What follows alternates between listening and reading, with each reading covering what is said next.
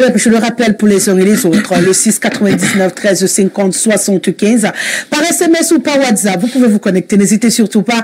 Peu importe votre position géographique, vous avez le droit de réagir.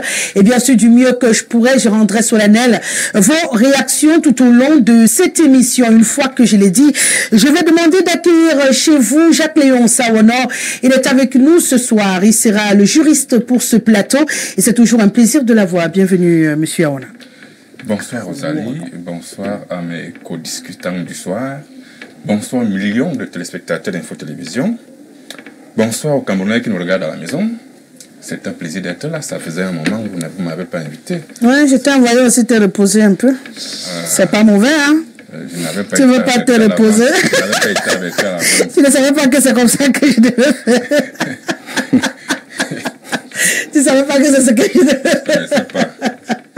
Donc merci de m'avoir invité, je suis bien heureux d'être là. Oui, c'est un plaisir, et surtout que cette cravate rouge m'a manqué. Hein. Tu te rappelles qu'on avait un rendez-vous avec cette cravate rouge? Ah oui, un rendez-vous manqué. Oui, très manqué. C'est pour ça que j'ai tout fait pour la remettre. Ah, j'aime ça, ça me va droit au cœur. Oh là là, en cohésion avec ma ceinture.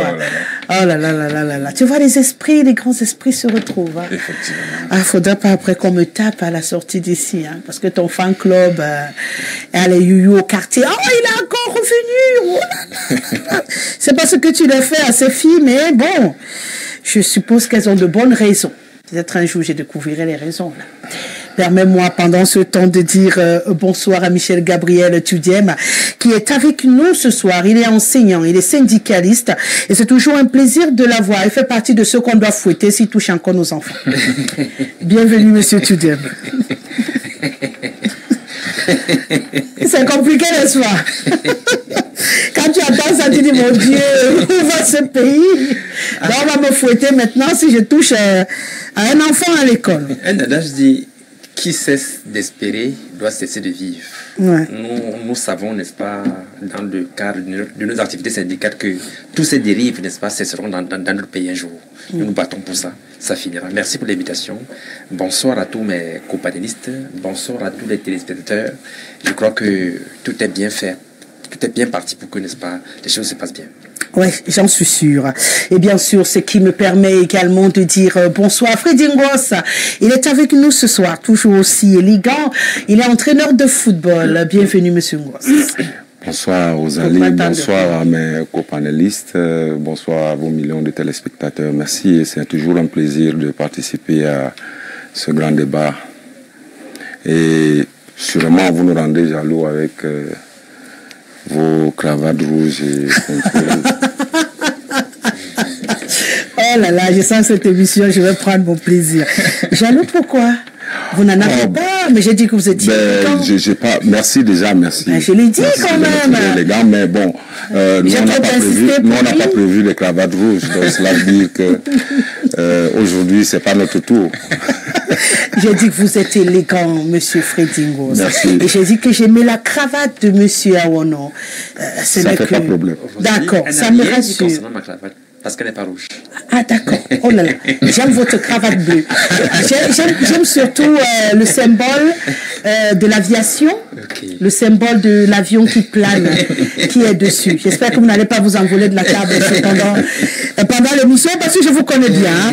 Bon, comme le meilleur sera à côté de vous, je pense que ça va aller. Toujours attendu sur ce plateau, Casimir Mangué, il m'a signalé sa grosse bataille avec des embouteillages et j'ai répondu comme j'ai l'habitude de répondre, arrêtez. L'embouteillage, tout le monde sait qu'il y a l'embouteillage au Cameroun, donc partez tôt. D'ailleurs, je le dis à chaque fois que j'invite quelqu'un, partez tôt pour être sûr d'éviter les embouteillages. Donc, c'est une information qui ne m'intéresse très souvent plus dans le cadre de cette émission. Une fois qu'on l'a dit, il va rallier le bateau. Nous, on aura démarré cette discussion et pourtant, le premier sujet, le sujet le plus épineux ou sa présence, je ne sais pas si j'inverse. Non, je ne vais pas inverser. On va y aller. Ben justement, c'est ce que j'ai dit, le sport. Attendu apparemment par tout le monde. Je le disais tantôt tout à l'heure, la Fédération camerounaise de football a rendu officielle la liste de 62 joueurs du championnat déclarés inéligibles pour les playoffs qui doivent donc démarrer. Les raisons avancées double, identité et mensonge sur l'âge, parce que on a bien stéréotypé les deux. Et à côté, bien sûr, peut-être on ira au fur et à mesure. On va démarrer avec le football, avant d'enchaîner avec la boxe, qui également attire l'attention des uns et des autres. Match truqué, pas truqué, on va sûrement en parler tout à l'heure. Toujours est-il que Francis Ngannou a été fessé par Joshua. 6 minutes de combat, c'est tout ce qu'on a eu droit devant nos petits écrans. Et puis il a été mis KO. C'était un cran pour sa vie. On s'est dit qu'il n'allait pas se relever, que les coups avaient été trop violents et que, mais aujourd'hui, quelques vidéos et autres remettent en question cette approche.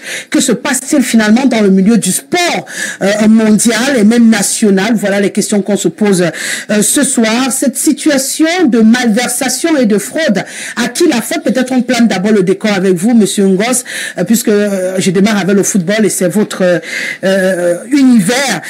On va pas me dire que c'est aujourd'hui quand même que Kumba commence dans les championnats au Cameroun. Je commence par cette question simple. Parce qu'il y a une rumeur, on a suivi la sortie de l'ancienne petite amie de l'autre qui a dit que lui-même il avait coupé et que lui-même il était passé à Kumba. Et puis, il y a aussi l'ami d'une autre qui est venue dire qu'il y a aussi quelqu'un, je préfère le dire ici, qui a aussi coupé. Du coup, nous, on s'est dit que l'expression Kumba, ça, c'est pas pour faire mal à nos frères de cette partie du Cameroun. Il paraît qu'à un certain moment, chaque fois qu'on voulait falsifier les actes de naissance, c'est dans cette magnifique ville que j'ai pris plaisir à visiter au Cameroun qu'on se rendait.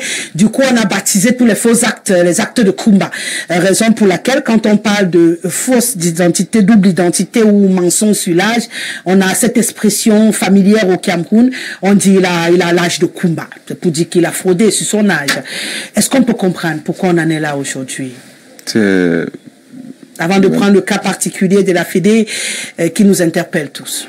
Il faut déjà, à l'entrée de jeu, comprendre que ce phénomène est global dans pratiquement tous les corps de métier. Bon, ben, dans tous les sports ou tous les corps de métier? Tous les corps de métier. Ah, et je reviendrai maintenant sur le football précisément.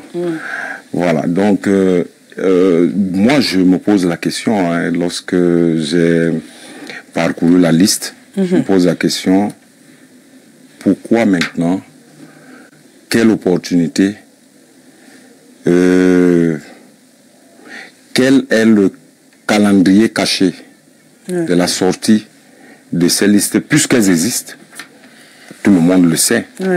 Mais pourquoi à la fin du championnat et presque en début des playoffs? Parce qu'on constate depuis quelque temps qu'il y a une équipe qui se plaint permanemment et qui fait des recours et qui de temps en temps gagne, et l'équipe perdante fait appel. Je crois que la commission devait se siéger à 11h aujourd'hui pour nous donner les sentences décisions, définitives, parce que c'est jusqu'à vendredi où on ne pourra pas se plaindre.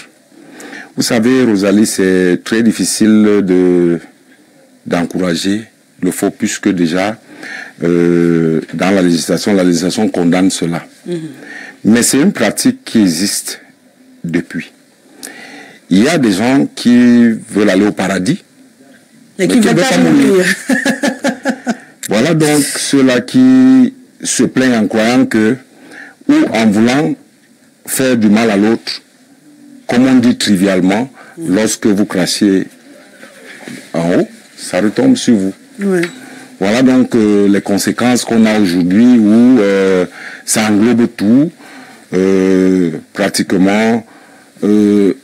On est à même, il y a une vidéo qui circule avec des preuves qui donnent froid au dos et qui nous amène à croire que nous ne sommes pas bien partis dans la suite des événements. Mais moi je dis généralement, lorsque je lis dans les réseaux sociaux, on accuse par exemple la fédération, c'est pas la seule instance. La fédération n'est qu'une association. Voilà, il y a l'État. Ben, qui a publié la liste des 62 joueurs? Vous allez écouter-moi très bien. Oui. Écoutez-moi très bien. La fédération, c'est une association. Oui. Comme toute association. On a l'État qui met en place une politique. Voyez-vous. Et ensuite, cette politique est régie et appliquée par les différentes associations dans leur domaine bien précis. Comme pour dire que il ne faut pas jeter le pot pour l'instant à la fédération, parce que la fédération sort la liste par rapport à un constat. Par rapport à un constat. Et le constat, c'est lequel? Le constat, c'est qu'il y a des présidents de clubs qui se sont plaints. Qu'il y avait des gens qui n'avaient pas l'âge qui n'avaient pas l'âge et tout. La fédération a naturellement sauté sur l'occasion et peut-être essayé de lancer un regard fixe sur ce problème. Et c'est ce qui a fait sortir, c'est ce qui a peut-être apporté une décision de sortir la liste pour essayer d'équilibrer toutes les tendances, quoi. Voilà. Donc, ce qui veut dire que cette décision en elle-même n'est pas problématique. Non, en ce qui me concerne. Elle n'est pas problématique. Elle est normale. Maintenant, le problème, c'est que quand on sort la liste, quel agenda? Il y a quel agenda? Pour vous, il y a un agenda caché. Peut-être on va venir comprendre cet agenda, le temps de permettre d'accueillir Casimir Mangué qui manquait à l'appel tout à l'heure. Il est également entraîneur de football. C'est un plaisir de vous accueillir. Ça fait un petit moment. Bienvenue. Même s'il y a quelqu'un qui m'a dit qu'il avait mis long. Vous avez mis plus long que lui. Mais lui, il a senti que c'était la fin du monde déjà. Merci Rosalie, bonsoir à tout ton riche panel, à tes téléspectateurs. C'est toujours un plaisir de partager votre plateau. Alors, je vous accueille direct sur le sujet. 62 joueurs suspendus par la fédération, jugés inéligibles pour les playoffs, ce qui fait couler beaucoup d'encre de salive au Cameroun. On se demande si finalement la Fédé n'a pas profité de la pluie pour dans le torrent. Peut-être ils avaient également prévu leur liste en cachette depuis, ils ne savaient pas à quel moment balancer, et que là, ça a été une occasion, puisqu'il faut peut-être sauver certains clubs, permet à d'autres de descendre et tout, et que la mafia du football a démarré au Cameroun. C'est ce que les rumeurs disent. À votre avis, logique ou pas logique, cette publication en fin quasiment du championnat? Mais je crois que ils auraient pu le faire en début de championnat, ça aurait évité ça confirme que le Cameroun n'est plus qu'un pays, c'est déjà un continent, où les faits divers sont devenus l'ADN du Cameroun. Non, on aime les faits divers. Voilà, donc ça fait jaser. Moi, je suis étonné. Ce qui est sûr, ça fait beaucoup de mal aux tricheurs. Ceux qui sont habitués à la mafia, au tripatouillage, sont mal en point maintenant. À peine on a dévoilé quelque chose qui ne va pas dans la société tout de suite. C'est vrai que quand on veut tuer son chien, on l'accuse de rage. La fédération, tout acte qu'elle posera sera mal interprété. Et ça c'est regrettable de le dire, mais c'est la vérité. Et dans ce cas de figure, comme je il se trouve quand même que de plus en plus, nous prêchons dans la tricherie. Quand cela est dénoncé, ceux qui le dénoncent sont qualifiés de méchants. Voilà, des gens qui ont des agendas. Et personne n'est capable de démontrer que ce que la fédération a prouvé n'est pas vrai. A dit qu'on se retrouve avec une situation où tout ce qu'il nous reste à faire, c'est de venir sur les plateaux de télévision, tirer à boulet rouge sur mais personne ne va à la source pour vérifier si ce qu'on reproche au club est un fait réel. Ma question que je vous ai posée, par exemple, tout à l'heure, c'était que si il a dit à l'entame de son propos, peut-être avant que vous n'entrez dans le studio, que c'est pas nouveau dans le milieu du sport, du football, par exemple, au Cameroun et dans plusieurs corps de métier. La question qu'on se pose, c'est pourquoi ce travail n'a pas été fait au début du championnat pour permettre à des équipes équilibrées de s'affronter. Pourquoi maintenant, alors qu'on va rentrer dans les playoffs, que subitement on se rappelle qu'il y a des joueurs qui n'ont pas le vrai âge dans ce championnat-là. Mais ça me fait rigoler. En réalité, c'est sûr que il va falloir que j'arrive à Info TV et venir vous dire ce qu'il y a lieu de faire dans votre chapeau, Non, il est arrivé que la fédération fasse un constat. Il n'y a pas un chronogramme d'activité qui détermine quand est-ce que la fédération doit faire telle chose ou telle chose. C'est vrai, tout le monde est libre de dire, et ça j'ai toujours dit bravo au président de la République qui a permis aux Camerounais, chacun s'est levé le matin et dit ce qu'il veut dire, ça c'est très bien, mais sauf qu'on le dit de façon désordonnée. C'est-à-dire que là, il y a une situation, la logique voudrait que il y a des présidents de clubs qui sont assez éveillés, qui se sont dit, ben attention, il y a une opportunité de saisir la fédération pour dénoncer un certain nombre de choses. Notamment les playoffs. Mais bien entendu. Il n'était pas au courant de ça au début du championnat. On peut tout simplement dire les responsabilités devaient être partagées. Parce qu'en réalité, il y a quand même des procédures à la fédération, pour ne pas dire seulement de la fédération Cameroun Football. Dans la conception des dossiers de licence, il y a un dossier qu'il faut fournir. Il y a un processus à respecter. Voilà. Maintenant, ceux qui ont l'habitude de tricher ont continué à tricher, ne sachant pas qu'un jour, ça les attrapera. Mais écoutez, Rosalie, j'ai eu du mal hier, mais en même temps, j'ai eu du plaisir de voir une jeune équipe de Barça avec des garçons de 16-17 ans qui ont attrapé AS Roma avec des gars de trentenaires dedans. Il va falloir quand même qu'on mette un terme à cette tricherie qui n'avance pas, qui ne fait pas avancer le football camerounais. Vous vous souvenez de l'affaire de la production des cartes nationales d'identité? Lorsqu'on a mis ça à l'attention de l'opinion, mais tout le monde a voulu aller se faire écraser par un train pour dire comment on peut demander aux gens d'avoir des cartes d'identité. Quel est le mal qu'un individu a à se faire établir une carte nationale d'identité? Pour revenir à votre sujet, il se trouve que ceux qui sont les plus, à qui cela fait plus mal, c'est ceux qui ont l'habitude de tricher. Parce que si vous n'êtes pas un tricheur, je ne vois pas en quoi cela ferait mal qu'on dénonce qu'il y a des gens qui ont fraudé. Je crois qu'ils sont même encore innocentables parce que tout n'est pas encore confirmé. Peut-être qu'ils ont dit... Peut-être qu'ils peuvent prouver le contraire. Ça ne devait pas faire un débat. Ça ne devait pas faire un débat parce qu'il y a quelque chose qui a été dénoncé. Il est question qu'on prenne conscience, qu'on voie ce qu'il y a lieu de faire. C'est vrai que ça amène les uns et les autres à interpréter comme ils pensent, comme ils veulent. Mais la vérité, c'est qu'il y a eu des fraudes.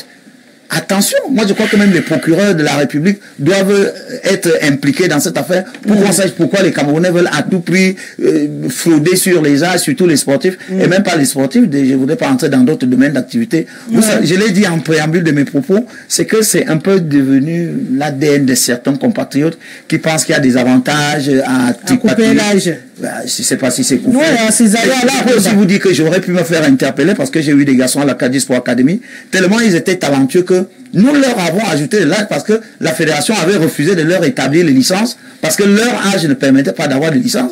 Mais nous sommes passés par des tripatouillages pour ajouter un an pour nous, c'était qu'il ait la licence parce qu'il fallait faire un voyage. Et ça, c'est des choses à la qui doivent s'arrêter. Qui doivent s'arrêter. Vous reconnaissez quand même que plusieurs personnes jouent à ce jeu, mais pour vous, ça peut être le début de la fin de la récréation. Bien entendu. Moi, je suis un éducateur, entraîneur de football. Ce que je vous parle est une vérité. J'en ai également été complice de trouver qu'un gamin, non, je veux à tout prix qu'il joue. On peut cisailler un peu, ici. Voilà. Maintenant, il y a des préjudices. On s'est rendu compte que ça ne nous a pas fait avancer. Il n'y a que des imbéciles qui ne changent pas. Si maintenant, il y a des décideurs qui peuvent penser que non, cette histoire, ça nous a beaucoup rattrapé, si on peut changer, moi je n'ai pas de mal à ça. D'accord. Monsieur Awono, je sais que la polémique qui se développe autour, c'est pas qu'on découvre, puisqu'on ne découvre même pas d'ailleurs. Il a dit Freddy Ngos au début de ses propos, on ne découvre pas la fraude sur l'âge au Cameroun. C'est quelque chose qui est constant. C'est pourquoi on se demande pourquoi, et d'où le timing qui nous intéresse aujourd'hui. Pourquoi maintenant on a un garçon qui est parti quand même en compétition, qu'on a amené pour une compétition continentale à la CAN, on nous a dit il a 17 ans, on a applaudi, bravo, c'est le plus jeune joueur et tout, on l'a amené faire une compétition internationale et aujourd'hui on dit qu'il a menti sur son âge. C'est des parties comme ça qui attirent l'attention des uns et des autres. Je suppose qu'il le dit, quand on prend des licences et tout, il y a une enquête qui est censée être faite, une fouille pour vérifier que tous les joueurs qui sont en train de jouer le championnat, du coup, tous complices et subitement tous clairs.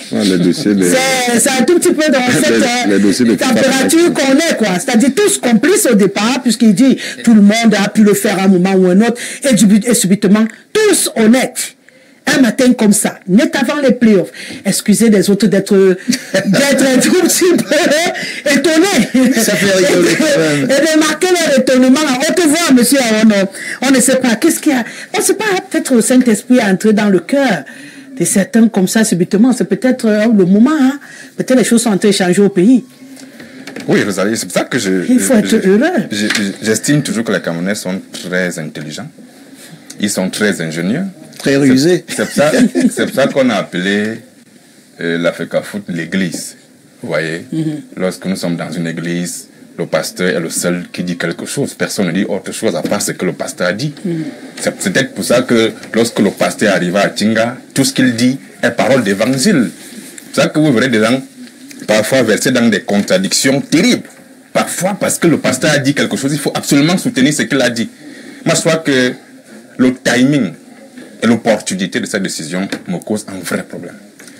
Je me dis que la FECAFOOT actuellement est constamment à la recherche du buzz. Parce que pour moi, c'est un buzz. Il n'en était pas question de nous servir ça maintenant. C'est que lorsque les gens qui sont à la tête de l'Africa Foot sont arrivés, ils nous ont dit, oui, nous sommes là pour redonner au football toute sa grandeur.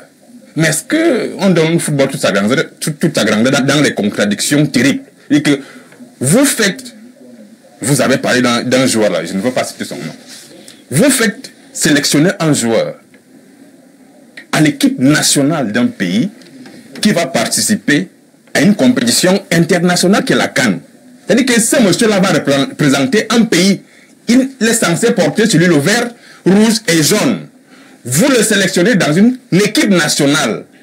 Après, vous venez nous dire que non, on s'est trompé, ce n'est pas lui. Vraiment, on a cru qu'il avait...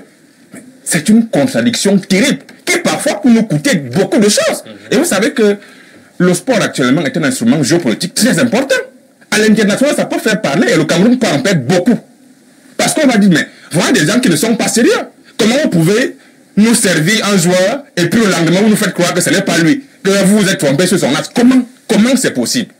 Comment l'importance? Parce que lorsque vous voyagez, par exemple, vous avez des enfants qui prennent le vol à l'âge de 10 ans.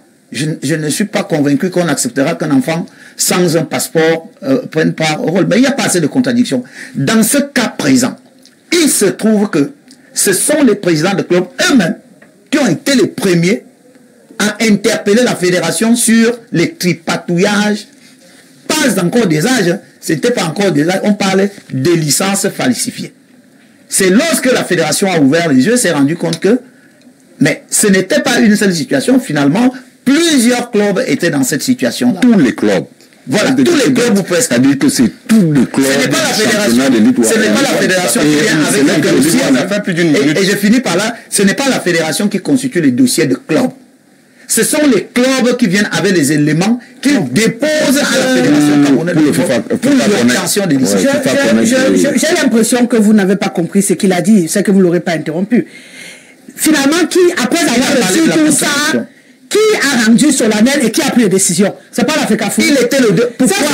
Il fallait poser la question. On avance. Il fallait poser la question. Son propos. Il fallait poser la question. C'est pas l'Africa Foot. Je ne peux pas lui laisser dire ça quand non, s'il vous plaît. Il a la parole. Dommage. Il a la parole. D'accord. Puisqu'il doit aller au bout de son propos pour qu'il y ait réaction. Si vous dites qu'il dit que c'est la Fédé qui a publié, c'est l'information. C'est la Fédé qui a publié. Ce n'est pas ça que je contredis pourtant. Pourtant, c'est là où il en était encore. Non. On n'est pas au niveau de savoir le processus. Vous avez dit que les entraîneurs se sont plaints. Les présidents de clubs se sont plaints. Donc voilà des gens qui eux-mêmes ont des fraudes dans leur équipe, mais qui se plaignent des autres. Et puis finalement, c'est tout le monde qui est dans la même sauce, quoi. C'est eux qui sont épargnés. C'est la fédération qui est plutôt indexée. Non, personne n'est épargné. Nous, on essaie de comprendre la fraude dans le milieu du sport. On n'est pas en train de comprendre pourquoi la Fédé a publié. Ah, mais si ça c'était le voilà, on ne peut pas. Parce que non, s'il vous plaît, c'est écrit. Non. C'est écrit. Si vous voulez comprendre la fraude, c'est écrit. Ce n'est pas un non, vous avez beau avoir un problème à ce qu'on prononce fédération sur ce plateau. Non, on va prononcer. Et vous allez souffrir d'écouter prononcer. Merci. Non, moi, vous avez la parole, monsieur Awono. Allons-y. On essaie de les écouter. On a dit sport, double identité et fraude. À qui la faute? Voilà du coup, on parle de football, on parle de boxe, on parlera de tout. On est pour l'instant sur le football. Donc vous allez souffrir donc. À qui la faute là? C'est là où on est net. D'accord. Permettez donc qu'il puisse avancer. Sinon finalement on va pas voir le bout du tunnel. On n'a que 2 heures. Hein. On a 2 sujets épineux. J'espère que mon grand frère Mangué acceptera que je lui fasse ce qu'il m'a fait tout de suite. Non, ça sera que de bonnes choses. D'accord. Non, il est habitué. Parce que je sais très bien le faire aussi. J'ai seulement évité la lutte. Pour dire qu'en réalité, lorsque je parle de contradiction, M. Mangué dit que ce sont les présidents de clubs qui se sont plaints. Oui, mais le club ne fabrique pas la personne qui fabrique la licence, c'est l'Africa Foot. Et c'est la base et c'est l'Africa Foot qui a le fichier de tous les joueurs. Lorsque un club recrute par exemple un joueur, le club envoie le dossier à l'Africa Foot. C'est l'Africa Foot qui est censé dire au club que, mais attends, ce monsieur-ci, il a d'abord une première identité, c'est qui dit qu'il a tel âge. Maintenant, vous venez avec une autre. C'est un monsieur qui n'a pas une bonne identité. Mais c'est l'Africa Foot, l'a dit à ce moment-là. Pourquoi il faut attendre qu'on lance le championnat, les gens commencent à jouer, et on attend les playoffs pour nous servir l'issue de 62 qui doivent se justifier sur leurs âges. Non, je crois que c'est une contradiction. Lorsqu'on veut bien faire, en management, le tact compte beaucoup. L'opportunité En management, on ne pose pas des actes sans prendre en compte l'opportunité. Quelle est l'opportunité de nous servir 62 joueurs qui doivent se justifier sur l'âge avant les playoffs? L'opportunité, c'est laquelle? Il faut bien que les gens vous nous disent. Peut-être M. Maravan nous dit que l'opportunité, c'est laquelle? Pourquoi il ne fallait pas le faire en début de saison pour nous prouver qu'effectivement, nous voulons assainir le problème d'âge? Ça devrait commencer par là. Et la seule personne qui est censée savoir les âges des joueurs, c'est la FECAFOOT, parce que c'est elle qui fabrique la licence. Ce n'est pas le travail des présidents de club, je ne sais pas. C'est la FECAFOOT de dire au club, mais le monsieur que vous nous envoyez là, il a d'abord une première identité ici. C'est un monsieur qui n'est pas sérieux. C'est la FECAFOOT de le dire. Donc, il faut pas venir croire que ce sont les présidents qui ont demandé. Non, c'est la FECAFOOT. En fait, c'est même le travail de la FECAFOOT de dire que oui, tel joueur à tel âge, il doit jouer à... Et aussi, Monsieur Manga dit que ce n'est pas... on a sélectionné. Si la FECAFOOT, qui est censée gérer l'équipe nationale du Cameroun, permet aux sélectionneurs de sélectionner un joueur qui a une fausse identité, il y a un problème. On parle quand même de l'équipe nationale fanion du Cameroun. C'est-à-dire, et j'ai dit ici que le football est un instrument géopolitique très important. Lorsqu'on parle de l'équipe nationale, c'est de la géopolitique. On ne s'amuse pas, c'est que vous ne pouvez pas nous servir un monsieur et demain vous nous démontrez à mon vision que ce n'est pas, il est faux. C'est un faussaire. Non, ce n'est pas possible. On n'arrive pas à ce niveau avec des faussaires. Si vous arrivez à ce niveau avec des faussaires, ça veut dire que vous n'êtes pas sérieux. Donc je crois que il y a beaucoup de choses à réexpliquer. Peut-être M. Manga aura le temps de nous expliquer certaines choses. Oui. Il n'a même pas encore parlé. Oui. C'est comment? J'arrive. Laissez souffler. Je vois que le corps chauffe. Je reviens à toi, ta précision. Oui, je voulais faire une précision par rapport au process de licence. Parce qu'il parlait des dossiers tout à l'heure. Il y a FIFA Connect. Le président de club, lorsqu'ils envoient des informations, on n'envoie pas ça physiquement à la fédération. Hein. On passe par FIFA Connect. Et FIFA Connect a ses limites. Par exemple, je m'appelle Freddy Goss. Hein? On va mettre Freddy Goss peut-être... ou bien Goss Freddy. Ce n'est plus la même personne. Très clairement, c'est plus la même personne. Donc, je ne demande pas la fédération, mais c'est le Rosalie. Non. Et la machine va valider. Pourtant, moi, non, je vous le dis, la machine va valider. Et maintenant, il faut vérifier. Peut-être c'est là où il peut avoir raison, où il faudrait vérifier après, mais la machine est là.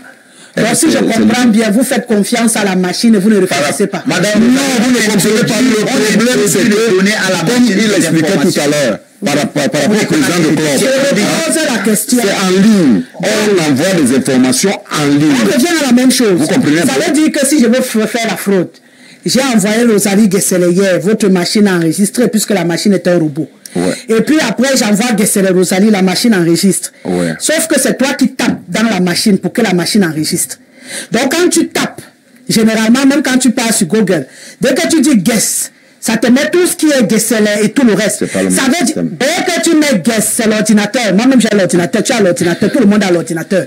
Si tu as des données enregistrées sur un fichier, dès que tu viens, tu commences à taper que Guess. Ça t'affiche tout ce qu'il y a Guess au début. Même ton propre téléphone fait la même chose. Ça veut dire que tu peux déjà voir en haut Rosalie Gessele. Et que ici tu as un Gessele Rosalie que tu veux taper. Ce que je veux savoir, c'est que vous avez manipulé l'appareil. Je vous dis, ça a des limites. Jusqu'au bout. Après, vous allez répondre à ma question. Moi, je veux comprendre. Comme tout le monde qui est à la maison veut comprendre. Vous dites que c'est la machine. Donc, quand on vient, on introduit. Je dis donc que c'est la main de l'homme qui introduit, non? Avant que la machine garde en mémoire. Je dis donc que ça veut dire que c'est des personnes qui tapent là. Dessus, c'est les personnes. Donc, je dis la vérité. C'est ce que vous dites, c'est vrai. C'est ce que je voulais comprendre. Donc, les personnes qui tapent là ne sont pas très attentives parce qu'elles laissent la machine réfléchir alors que la machine c'est le robot et que la machine peut laisser passer ce que vous dites. Sauf que les personnes qui mettent des données dans la machine doivent être attentives pour vous.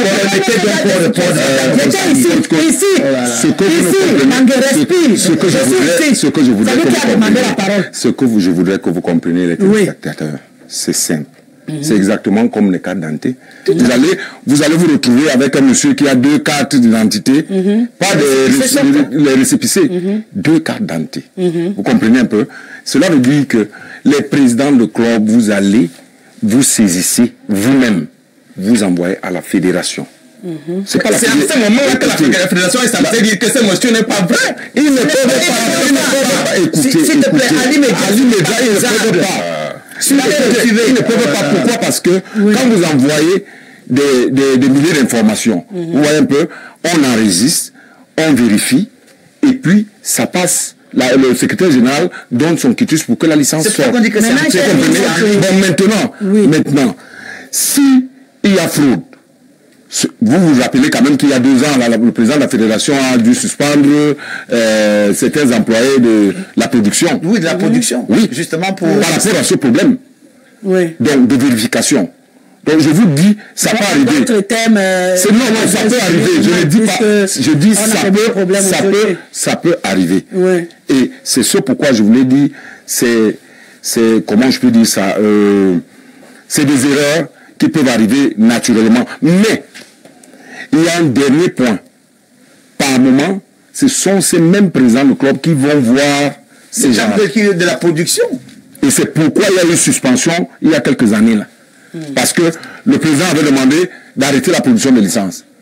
Mais curieusement, quelques jours après, il y avait des équipes qui étaient détentrices des licences à la période D'accord.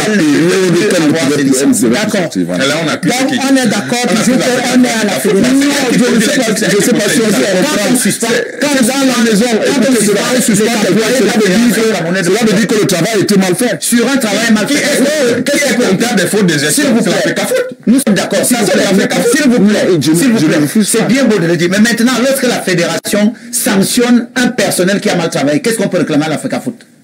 Qu'est-ce qu'on peut réclamer à la FECAFOOT? Ce qui s'est passé maintenant, comme Rosalie ne veut pas. Comme Rosalie ne veut pas qu'on explique. Il s'agit des licences des sportifs à la Fédération Cameroun de football. Il y a un process. Quand on parle des dossiers en attente, c'est parce que dans la machine, il y a des éléments complémentaires qu'il faut avoir. Vous comprenez? Et il peut arriver que, vous avez dit, même la machine peut se tromper. L'être humain peut se tromper. Mais on ne peut pas dédouaner ça. Lorsque vous avez mal travaillé, il va falloir... Et moi, il y a une préoccupation. Tout à l'heure, il a attiré mon attention et il parlait de l'opportunité. Mais j'ai envie de savoir où est-ce que c'est prédéfini qu'il y a une opportunité, il y a un moment exceptionnel où il faut faire ce travail. À n'importe quel moment, lorsqu'un être humain a pris conscience, vous comprenez, Rosalie, en management, lorsque on ne peut pas un acte sans prendre en compte l'opportunité. S'il vous plaît, nous sommes là en management. S'il vous plaît, un homme normal qui peut prendre conscience que le moment est venu de bien travailler, on ne peut pas lui dire pourquoi as-tu attendu tel moment pour travailler. D'accord. On en arrive à la même question que je vais ramener de votre côté, puisque là, jusqu'ici, je ne vois pas le bout du tunnel, parce que quand on demande ce qu'on doit demander à la FECAFOOT, je pose la question, qu'est-ce qu'on demande au président Paul Biya quand ses ministres travaillent mal? On devrait donc se limiter au ministre et laisser Paul Biya dormir. Rien que cet exemple nous permet de comprendre que tant que le problème va se passer à l'intérieur de la FECAFOOT, malheureusement, on sera obligé d'interpeller. Déjà que la fédération s'il vous plaît, permettez. Que la fédération est Casimir. Non, mais c'est pas bon. Casimir, je ne te connais pas aussi. Qu'est-ce qu'il y a ce soir? Je dois te faire passer au test comme le téléspectateur demande toujours. Il me demande souvent de passer tous mes invités à l'alcool test avant de débuter l'émission. Je vous fais confiance quand même. J'espère pour parler avec M. Toudjem qui n'a rien dit depuis le début. Vous m'interrompez. Qu'est-ce qu'il y a? On peut avancer quand même, c'est possible. On parle de l'église. Je dis, non, même si on parle de l'église, pour ceux qui... Non, c'est peut-être drôle, mais la vérité, c'est que c'est la question que tous les Camerounais se posent. Hein. On n'est pas contre le fait de faire le nettoyage. On est d'accord que là où c'est mauvais, il faut nettoyer. Le souci est que c'est une décision qui peut coûter quelque chose au Cameroun. Ouais. Dans l'avenir, on va en parler tout à l'heure. On va analyser. Je vous dis Monsieur Mangué, je ne peux pas vous laisser dire des choses. Je ne suis pas totalement rétabli. Je ne peux pas gronder sur ce plateau. Doucement. C'est pas vrai. Non, laisse-moi dire. Qu'est-ce qu'il me renvoie à l'hôpital? Il va venir se mettre à rentrer là-bas pour payer tous les frais. C'est quoi? Ne faisons pas comme si, n'est-ce pas? On est en train de causer. Ne faisons pas comme s'il y a certains parmi nous qui détiennent le monopole du savoir. Personne ne détient. Monsieur Toudjem, je vous laisse parler. Vous avez beaucoup à dire depuis là. Parce que je vais poser même plus de questions. Même si on n'est pas en train de football, on s'y connaît, on vous regarde. Hein, on observe, on lit, on s'informe. Et on a des informations. Je ne peux pas comprendre, comme ils disent sur un plateau, que Toudjem Gabriel Michel n'est pas Gabriel Michel Toudjem. Mais ça, c'est de l'esbouffe, ça. Hein? Que Choudjem Gabriel Michel n'est pas Gabriel Michel Choudjem. Depuis quand ça? Vous avez été à l'école de qui? C'est ça, dites ça. Dites ça, même à l'école privée, on va dire que c'est faux. Ça, c'est faux. Choudjem Gabriel Michel est égal à Gabriel Michel Choudjem. C'est pas la même personne. C'est n'importe quoi. Pas la même personne. Alors là, c'est n'importe quoi. S'il vous plaît. Vous justifiez la bêtise. S'il vous plaît. C'est un peu poli quand vous êtes poli. Non, vous êtes poli. N'amenez pas les uns. Non, mais ce que vous avez dit est détaillé. C'est indigne ce que vous avez dit. Laissez que vous dites. Vous ne parler. Parler, mais avec. Non, mais courtoisie quand même. Non, mais vous devez être courtois. Moi, je suis courtois. Soyez un peu courtois. Oui, mais parlez, soyez courtois. Soyez courtois. Oui, soyez courtois. Je vous le dis. Non, vous pouvez dire aux gens qui ont parlé de bêtises. Mais déchirez-vous, ça vous regarde. C'est indigne. Vous regardez la posture que vous dégagez sur le côté. Et vous écoutez, après ça vous parlez aussi. C'est comme ça qu'on fait. Voilà pourquoi il y a débat. Voilà pourquoi il y a échange. Voilà pourquoi il y a confrontation. Mais il faut être poli. Non, moi je peux accepter que vous soyez désagréable. C'est pas monopolisé, donc quand ils viennent non pas ici, quand vous êtes... Non, soyez poli. Je vais répondre. Et que vous tolérez plus ça. Non, si vous n'êtes pas poli, moi je ne vous le tolère. Parce que moi je vous parle poli. Qui? S'il vous plaît. Vous ne devez pas être ridicule. S'il vous plaît. Je vais moi, je ne serais pas venu. C'est moi qui ai la parole. Non, on ne le dit pas. Monsieur Mangué, je suis encore le capitaine de ce bateau, sauf si vous allez m'enlever cette casquette pendant cette émission. J'ai beau être très souriante, souvent ne me poussez pas à avoir un visage qui n'est pas habituel dans ce programme. J'ai dit, on s'écoute, on peut discuter, je suis d'accord. On peut ne pas être d'accord, je suis d'accord. Moi, n'invective pas les gens sur mon plateau. Heureusement. On ne menace personne, s'il vous plaît. Parce que vous-même, vous l'avez fait. Non, mais s'il vous plaît, c'est là j'ai été provoqué.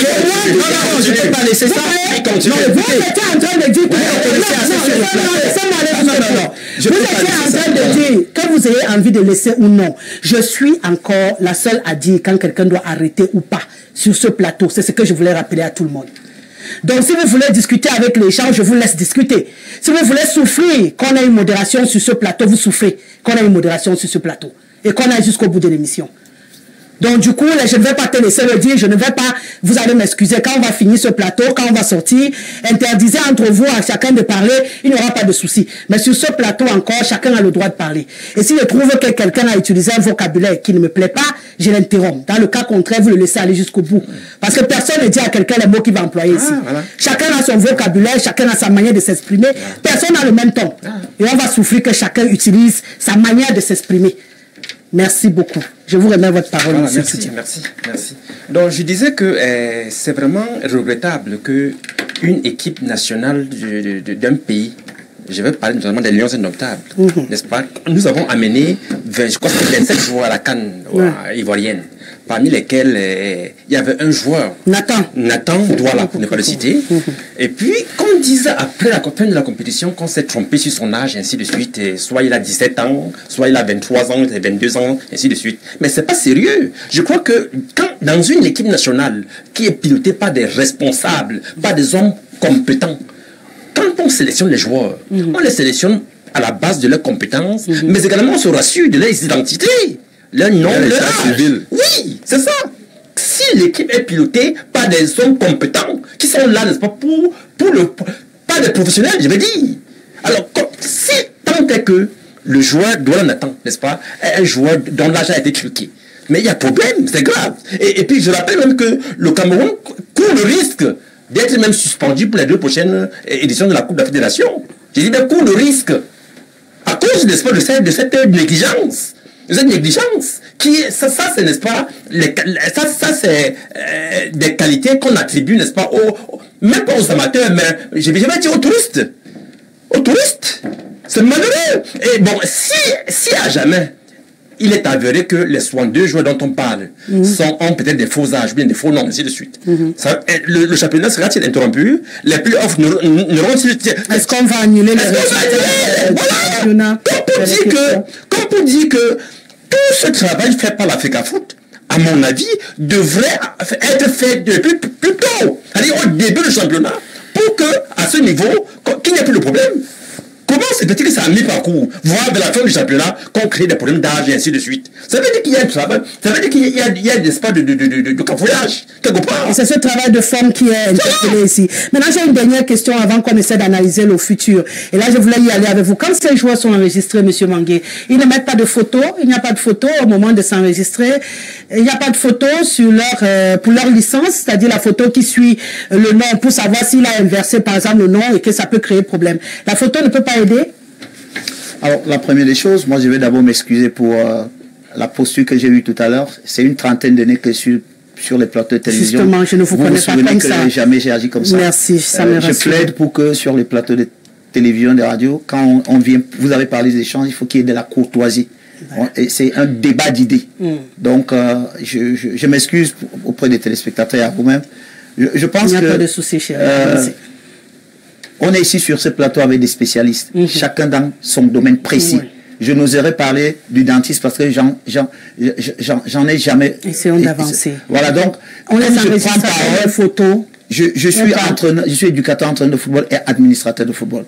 Il y a un ensemble d'éléments qu'on doit réunir pour constituer le dossier d'obtention de licence. Voilà. On a la chance aujourd'hui que vous pouvez le faire chez vous.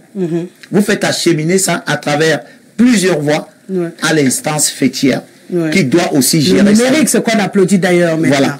Donc, vous faites bien de poser la question, mais si on pourra vous identifier à partir d'une photo. Donc, ça veut dire que tous les dossiers qui arrivent ont les photos attribuées à chaque nom. Oui, bien entendu. Il y en a même qui réussissent à ne pas porter derrière ces photos les noms des personnes, soit par maladresse, soit par ignorance. Mais ce qui est vrai, c'est que c'est à travers la photo qu'on va vous identifier, c'est cette photo qu'on va poser sur la licence. Si j'en avais encore une ici, je vous aurais fait voir. Donc les photos, effectivement, font partie des éléments qui constituent le dossier qu'on dépose auprès de la Fédération camerounaise de football. Pour obtenir la licence. Pour obtenir la licence. C'est un des éléments. Vous savez pourquoi je pose la question? Parce que je suis d'accord avec vous par rapport au fait que quand on inverse les noms, la machine peut se tromper.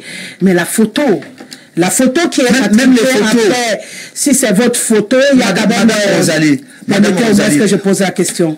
J'ai dit que ce que j'ai appris du travail de la photographie, c'est que les parties qu'on regarde très souvent, ce sont les yeux, parce qu'on sait que on peut changer de coiffure et tout, parce que moi j'ai pratiqué le sport. C'est pourquoi on demande souvent d'avoir la face droite, parce qu'il y a des parties du visage qui ne changent pas, même quand vous vieillissez et tout le reste. Et très souvent, c'est à partir de là que la machine, même sur Google et tout, vous reconnaît. Alors, je pose la question, non, vous comprendra, s'il y a les photos, parce que le problème du timing dérange tout le monde, Monsieur Kazmi. Ce n'est pas la décision qui est des fraudes qui dérange. Ça, c'est normal. Mais le problème du timing et les conséquences que ça entraîne.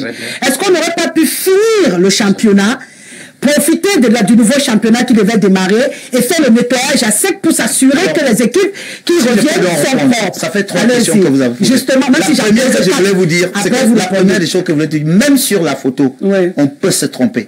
Je vous prends moi-même qui vous parle. J'étais dernièrement... C'était encore jeune ici. S'il vous plaît. J'étais dernièrement moi-même au commissariat parce que j'étais allé me faire une carte nationale d'identité. Elle a traîné et je devais faire une opération bancaire. Il fallait que je me refasse une autre.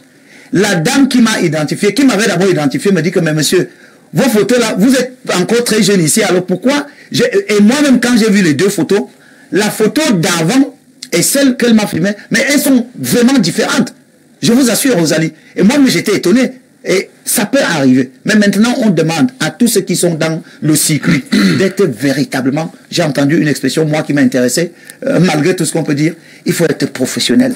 C'est-à-dire qu'il y a quand même que, quand vous manquez de tact et de dextérité dans votre travail, ça peut impacter. Et ça, il faut interpeller ceux qui sont au niveau de l'acheminement des dossiers, d'être plus attentifs. C'est vrai que les erreurs, vous ne pouvez pas dire à nature de ne pas avoir des erreurs, mais quand elles deviennent récurrentes, on peut tout de suite se dire, vous manquez de professionnalisme dans le travail. Voilà. Donc les photos on peut se tromper sur les photos, on peut se tromper mais sur l'orthographe du nom. On peut se tromper sur l'alignement du nom. Bien sûr. Et c'est pourquoi on interpelle la fédération de demander à ses employés d'être... Maintenant, vous avez posé la question, pourquoi c'est seulement maintenant? Moi aussi, je vais vous poser la question de savoir pourquoi on n'aurait pas fait même après, pourquoi pas la saison prochaine. Donc, et j'ai entendu quelque chose ici. Mais on a fait tourner ça dans la toile. que le Cameroun court quelles conséquences? C'est-à-dire que le Cameroun dénonce lui-même les imperfections dans son système. Et on dit que dans son système, et on dit que le Cameroun court. Si c'est l'adversaire, par exemple, on était à la CAN, vous imaginez, on est en train de jouer contre le Sénégal, et le Sénégal porte les réserves. À ce moment, le Cameroun encourt des risques énormes. Parce que là, c'est le Sénégal qui a mentionné la réserve et on est allé vérifier. La commission constate que c'est vrai, à ce moment, le Cameroun court. Donc, on ne doit pas laisser dans l'esprit du monde que... Non, vraiment, je m'excuse de le dire, parce que tel qu'on a tiré partout que le Cameroun court des risques, vraiment, il y a quand même des choses qu'on ne peut pas laisser dire. Vous partagez... Et le timing, je finis par là, je pense qu'en toute honnêteté, on aurait évité de le faire maintenant. On aurait géré ça autrement. Parce que, voyez-vous, vous ne pouvez pas expliquer cette histoire. Vous vous souvenez des Interpol. Il y a eu cette histoire aux Interpol avec, je crois, Nyom 2 de Yaoundé, l'Union sportive d'Abomba, à qui on a retiré des joueurs pendant les Interpol parce qu'il y avait cette situation. Et jusqu'à présent, les gens n'ont pas tiré de leçons. Je pense que c'est quand même interrogeable. Donc, pour moi, c'était quand même pas assez adroit à ce moment de le faire maintenant. Voilà. Parce que voyez-vous, ça crée beaucoup de bruit pour rien. Parce que je pense que s'ils avaient fait par exemple à l'intersaison avant l'ouverture de la prochaine saison, on n'allait pas en faire un débat, on allait trouver normal et applaudir même au contraire. Mais le timing malheureusement ne renvoie pas un bon son de cloche. Monsieur Ngoss, vous confirmez que le Cameroun n'encourt aucun risque à la suite de cette sortie?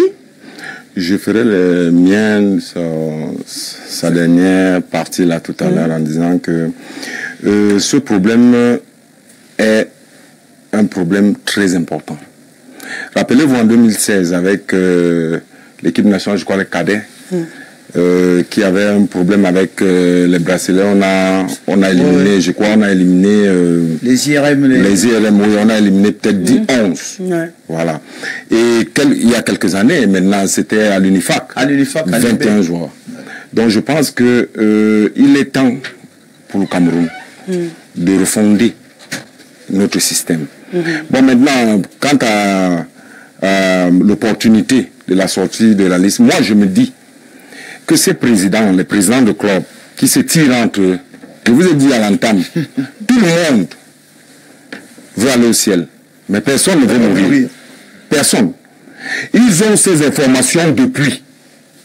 Ils ne dénoncent pas, parce qu'on a suivi tout de même le président de la commission et le secrétaire général dans une des chaînes de télévision qui, le président de la commission déclarait que c'était une dénonciation. Vous voyez un peu, c'est à travers la dénonciation que la fédération s'en prend et ouvre les yeux, comme on dit trivialement, pour voir quel est le véritable problème. Et on constate qu'en Elite One, pratiquement, c'est 62 joueurs. Mais moi, je pense que c'est plus. En Elite 2, c'est plus. Et au championnat des régions, au niveau amateur, et même au championnat des féminins. Et il revenait donc justement à la Fédé de choisir. Le timing, pour sortir cette liste. Parce que moi, cette liste m'a fait mal parce que ça ne laisse pas seulement au Cameroun, même si il arrive qu'on ne soit pas pénalisé ou qu'on soit pénalisé. Maintenant, la visibilité même, la crédibilité de notre football va en pâtir. Bien sûr. Parce que, voyez-vous, ces internationaux qui jouent à l'étranger, les Européens vont passer le temps à scruter sur leur âge.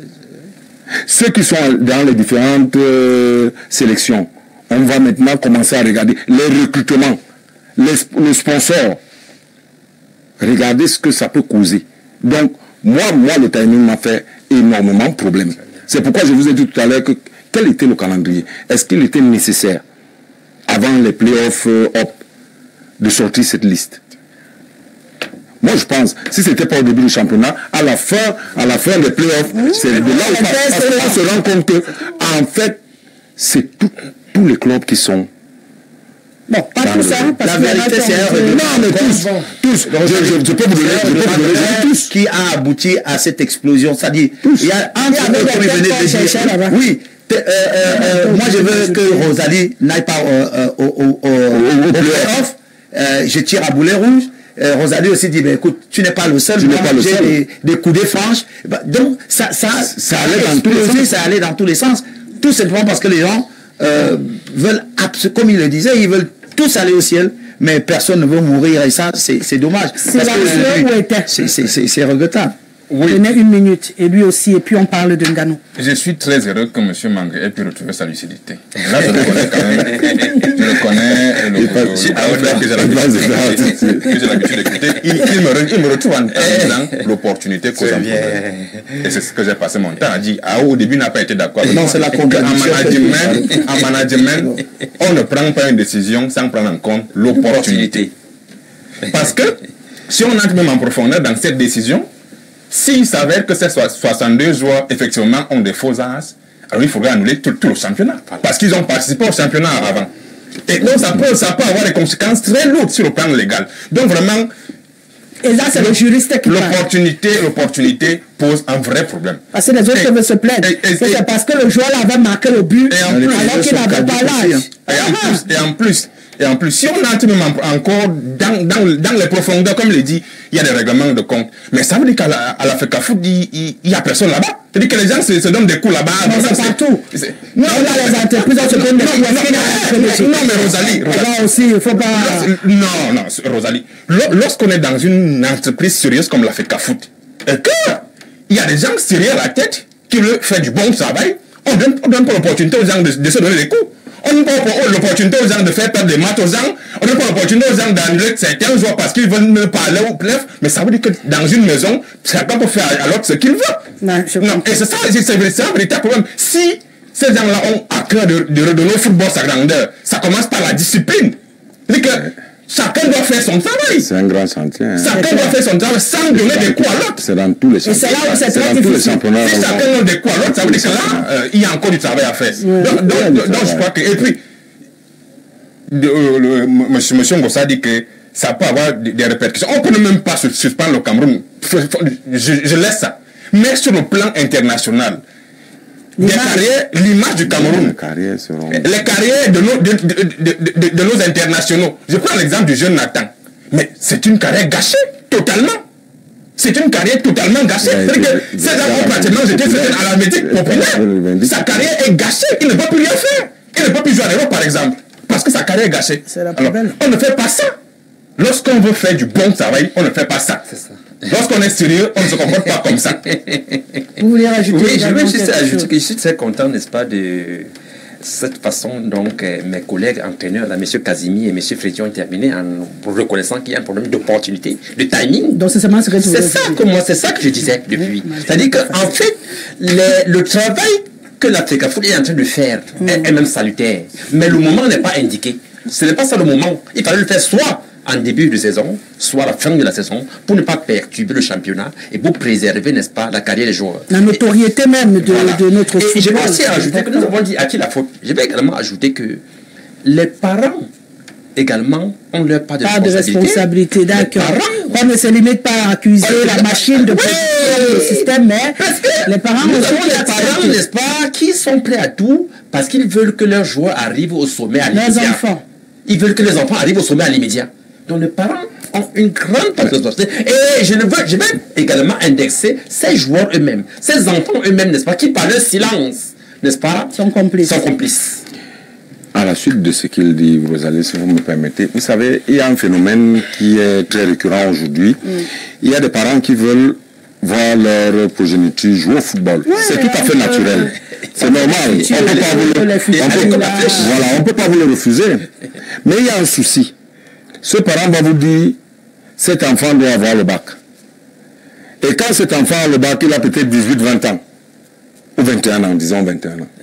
Quand il revient au football, il est déjà libre, il peut pratiquer le football. Il est obligé de changer l'âge.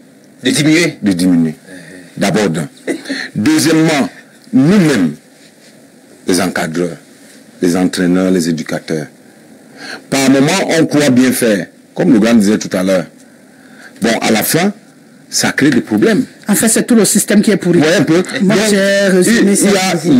Il y a l'État, il y a l'instance fêtière, il y a les parents et il y a les encadreurs. C'est ça. Il y a les encadreurs. C'est ce pourquoi aujourd'hui, moi je crois, pour qu'on en termine, il faudrait vulgariser le football. Parce qu'ailleurs, on commence à le pratiquer très tôt. vous voyez un peu, qui est une bonne traçabilité. Ça va empêcher... La politique du football. Ça va empêcher les fraudes. Vous voyez un peu, si dès le départ, on sait d'où vous venez, et là où vous êtes arrivé, ce sera plus facile. J'ai quand même envie de rajouter qu'on peut pratiquer le sport et aller à l'école en même temps. Ailleurs, oui, sport-études. L'enfant doit d'abord arrêter le sport, aller s'asseoir. Moi, j'ai pratiqué, je partais à l'école. Hein. Il y a certains parents qui exigent, mais aujourd'hui, il y a des... Est-ce que vous savez que c'est la vraie problématique? La faute, c'est à toute la société. Parce que ce n'est pas qu'au football.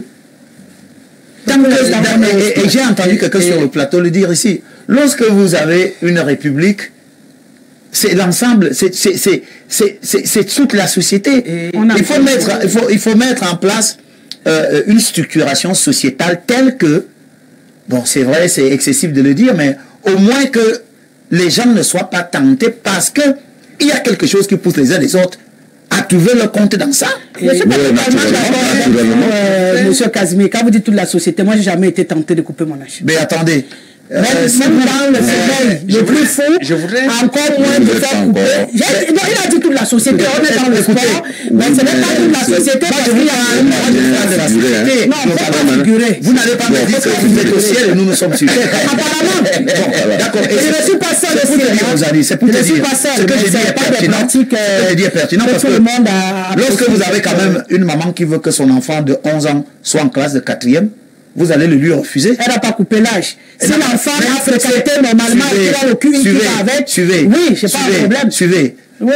Il y a des parents qui ont voulu comme ça qu'on ajoute de l'âge à son enfant parce que qu'on veut à tout prix que... Parce que si tu n'as pas cet âge, tu n'accèdes pas dans cette classe. Je suis d'accord avec vous. Mais je suis en train de dire quelque chose. C'est la même chose. C'est la même chose. Mais d'une autre manière. Voilà. C'est pour ça qu'on a dit qu'il y a des avantages et des inconvénients, mais il va falloir... Pour nous, en football précisément, il se trouve qu'il faut stopper ça. Et c'est pour ça que je vous ai pris l'exemple du Barça hier. Il n'y a même aucun avantage. Et c'est à partir de la base même. Moi, je suis désolé, il n'y a aucun avantage. Et c'est dans cette base qu'on a avantage parce qu'on a demandé qu'à partir du football jeune, que tous les enfants soient titulaires de la carte nationale d'identité. Mais je voulais... Mais c'est ça, vous voyez, c'est vous qui enquêtez. Est-ce que c'est pas le mal? Il y a déjà quel football? D'accord. Oui, il n'y a pas le football. D'accord. Je vous le concède. S'il vous plaît, je vous le concède. Quel est le mal? Oui. En dehors du football, quel est le mal à accepter qu'un enfant de moins de 10 ans ait une carte nationale d'identité?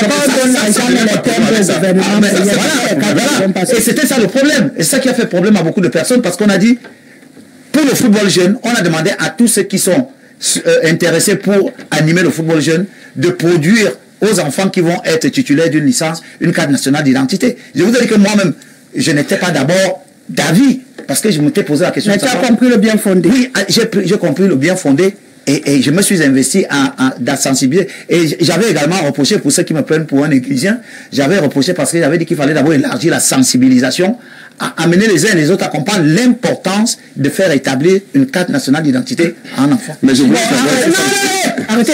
Arrêtez. Hein, Rosalie? Ça commence. Tout le monde se redresse seulement et commence à parler, c'est beaucoup. Respirez. Non, respirez. Je dois avancer. Je dois avancer. Je ne suis pas venu passer 2 heures ici sur le football. J'ai la boxe qui m'intéresse aussi. On a déjà fait le tour, on a compris. Non, on a compris. Tout à l'heure, te donner la parole, tu as seulement dit que tu voulais aussi être d'accord qu'on a compris que tu disais ça depuis le début. Mais tout à l'heure, tu m'as dit... De quoi? Bon, c'est que... Non, je n'ai pas dit. Rosalie... Un mot. Qu'est-ce que tu veux dire? J'étais content quand M. Casimir disait ici là que c'est toute la société. Parce que hier soir, à pareille heure, je suivais, n'est-ce pas, Grand Soir, hier soir, il y a 3 panélistes qui disaient ici là que nos hauts responsables qui dirigent les autres administrations dans ce pays qui ont 80-90 ans aujourd'hui ont en réalité 100 ans et plus. Bon, ça c'était les 9 heures. Et c'est là ça qui se répercute, n'est-ce pas, sur nos enfants. Rosalie n'a pas accepté ça. Non, c'est la même c'est ça. Je n'ai pas refusé, monsieur. J'ai dit que pour combattre, donc, il faudrait que ceux qui ne sont pas adeptes de ce genre de pratiques se multiplient et qu'on ne dise pas que... Parce que quand on dit généralement que c'est nous tous, du coup, personne ne se sent exclu. Moi, je ne me sens pas concerné. Il faut informatiser, il faut commencer à informatiser. Vous avez d'abord informatisé quoi dans le pays si on a... Moi, j'ai un autre problème. Mangué. Ngannou a été fouetté ou il n'a pas été fouetté. Parce qu'on continue avec les fraudes. On a fini double identité, on continue avec les fraudes. Depuis le combat avec Joshua, on ne respire pas. Voilà notre problème du sport qu'on a ici. On dit que Ngannou a vendu le match. Il n'a pas été fouetté, mais il dit qu'on l'a fouetté. Et puis on dit que Joshua était ami avec lui avant. Et après, ils se sont même entraînés ensemble pour faire comme la danse dans les films des Chinois, là, où on s'entraîne à lancer le pied. Tiens, après l'autre fait part. Et puis à la fin, quand vous venez pour la version finale, c'est comme une danse bien orchestrée. Que c'est ce qui nous ont servi. Et du coup, on ne sait plus. On l'a tapé ou on ne l'a pas tapé. Alors, l'une de mes faiblesses, c'est que je ne sais jamais parler de ce que je ne maîtrise pas. Mais on te dit, tu as regardé avec les yeux. Est-ce qu'on te demande de parler de la boxe? Et j'ai beaucoup de respect pour Francis. Ouais. Francis a été dominé dans ce combat. C'est tout ce que je peux dire. Il a été dominé. Il a été battu. Et les quelques raisons que j'ai, parce que je suis un passionné de la boxe, j'ai bien voulu faire la boxe, mais mes parents en avaient refusé. C'est que ces différents staffs ont manqué de, comment vous dites ça en français, de résilience dans la préparation. Le style de boxe de de son les rudiments de les styles de boxe de son premier adversaire Fury, le style de Fury est différent du style de Joshua. On a exposé Francis, on l'a exposé, je le dis encore, parce que lorsque vous regardez l'état d'esprit dans lequel se trouvait Francis, c'était un combat déjà gagné. D'accord. Pas Joshua. Non, par n'importe qui. Par Francis. On regarde la prestation qu'il avait proposée contre celui qui a l'habitude de battre Joshua. Voyez-vous? Et on a oublié que c'était deux styles de boxe différents et qu'il fallait faire très attention avec Joshua. Tout ce que je sais, c'est que il a été maladroit. Les techniciens vous le diront, on ne peut pas combattre avec une poitrine ouverte. La garde, Francis ne l'avait pas. Il s'est exposé et avec la vitesse de frappe de Joshua, c'était prévisible. Et j'étais de ceux, et c'est pour ça que les gens me trouvent de quelqu'un de, quelquefois, assez dur. J'avais prévenu les uns et les autres que le combat de Francis sera difficile contre Joshua parce que même la toile avait déjà proposé Francis comme vainqueur. Si bien, quand vous regardez même Francis lors de ce combat, il ne fait pas très attention avec lui-même. Il n'a pas la même réserve qu'il avait face à Fury. Et ça ne vous interpelle pas? Vous ne vous dites pas que c'était aussi volontaire? Non, non. Que quelqu'un qui a été autant concentré avec Fury subitement, mais pas très concentré. Parce que là, il sort d'une discipline pour une autre. Contre Fury, il a fait très attention. Il a gardé sa distance. Mais contre Joshua, il s'est exposé, il s'est rapproché. Et ce qui est arrivé. Je ne suis pas de ceux qui pensent qu'il a vendu. Qu'il a vendu. Je sais qu'il a perdu ce combat. D'accord. Monsieur Awono, il a vendu ou il n'a pas vendu? Il a quand même empoché 13 milliards. Il est devenu riche. Vous comprenez ce que je veux dire? Parce que il a vendu. Il est devenu très riche. Lorsque vous avez vécu le premier combat de Ngannou contre Fury, et quand vous servez ce Ngannou-là, vous vous posez des questions. Et vous comprenez beaucoup de choses. Et lorsque vous entrez même encore en profondeur dans la préparation de ce combat, avec Joshua, qui parfois en conférence de presse porte la casquette vert ou jaune, qui sont trop amis, sont vraiment... Vous comprenez qu'il y a une préparation en back-office qui a bien été huilée, et que M. Ngannou... Et vous savez que lorsque M. Ngannou, c'est déjà une égérie dans la boxe, c'est un monsieur qui a quand même pu tenir tête au champion du monde, qui est Fury. Il a tenu tête, il a même battu. Nul n'était sa victoire volée. Soit qu'il a quand même battu. Donc, c'est une égérie. Et vous avez en face Joshua qui, me semble-t-il, veut rebondir, qui a toujours été battu par Fury et qui veut rebondir. Vous comprenez qu'il y a eu beaucoup de deals. Pour moi, c'était un combat arrangé à l'avance. Vraiment, Bon, vendu, pas vendu? Non, je ne parlerai pas d'un combat arrangé parce qu'on ne peut pas arranger un combat pour mourir sur le tapis. Parce que je rappelle bien que Ngannou a failli mourir sur le tapis pour ceux qui ont vu le combat. Et la preuve, c'est que immédiatement après le combat, on l'a hospitalisé. Bien. Donc moi, je pense plutôt, je vais plutôt, n'est-ce pas, m'allier à cet homme politique qui disait, notamment Célestin Djamène, qui a dit que, je crois que c'est vrai, sans avoir toutes les preuves, que Ngannou aurait été drogué à son propre insu. Ah, d'accord. Donc toi, tu passes sur la thèse de qu'on a drogué Ngannou pour... Je crois que Ngannou aurait été drogué à son propre insu. Comment expliquer que Ngannou, qu'on connaît, n'est-ce pas, pour sa rigueur, pour sa fermeté, n'est-ce pas, sur le ring, avec l'un des boxeurs les plus forts du monde, n'a pas de défense. Mais la seule explication, c'est un combat arrangé. Ça veut dire que, n'est-ce pas, avant Ngannou sur le ring, n'est-ce pas, il a dit que il n'était pas lui, je peux dire comme ça. Bon, il faisait un peu, il n'était pas lui. Sans savoir lui-même qu'il n'est pas lui. Ah, d'accord. Oui. Donc le gars était drogué, quoi. C'est pour ça qu'il a mis la jupe. Je crois qu'il était drogué. D'accord. Ngos, vendu, pas vendu ou drogué, comme lui le dit. Trop facile à dire. Trop facile à dire, mais il y a des indices qui ne trompent pas. Voilà. Pour ceux qui ont suivi les différents combats de Mike Tyson, à chaque combat, il y avait un certain sérieux. Ouais. Après le combat contre Fury, il y a eu trop de fêtes, trop de déconcentration.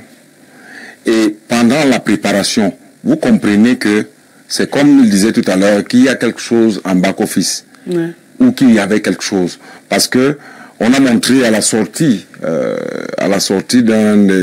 des séances d'entraînement, hein, il est allé déjeuner avec la famille de Fury. Ouais. Ce qui ne se fait généralement pas. De Joshua, pardon. Donc, ce qui ne se fait généralement pas. C'est ce qui nous amène par moment à réfléchir, à se poser la question de savoir, comme le grand frère disait tout à l'heure, il n'y avait pas de protection. Ouais. Parce que quand on voyait le combat de Ngannou contre Fury, c'était un combat, c'est-à-dire des titans. Mais comment vous l'appelez, Joshua est allé jusqu'à demander que Ngannou signe certains engagements avant le combat. Et après, il s'est dessaisi de cela. Donc moi, je pense que le combat a été biaisé parce que nous, on connaît que Don King, ceux qui ont connu, comme le grand, et connaît la boxe, le travail de Don King. Oh, yes. on a vu ce que Tyson a payé comme prix. Voilà, donc, peut-être, je ne dis pas que notre compatriote est dans cette voie-là, mais il faut savoir que dans la boxe, il y a énormément de mafia. C'est ça. D'accord. On va clôturer en regardant cette vidéo parce qu'après la sortie de Mark Towson, qui a été son entraîneur à un moment, qui était très en colère. Je vous connais, voilà. Il était extrêmement en colère. Que la mafia de la boxe est en train de faire ses merveilles et qui était très énervé sur cette rencontre. Ça poussait tout le monde à aller funer un tout petit peu pour vérifier si vrai ou faux il y a trucage. Alors nous, on a eu cette vidéo au ralenti pour qu'on puisse regarder les coups de poing quand même pendant cette boxe. Merci à la réalisation. Merci à la réalisation de nous permettre d'avoir cette vidéo. Merci.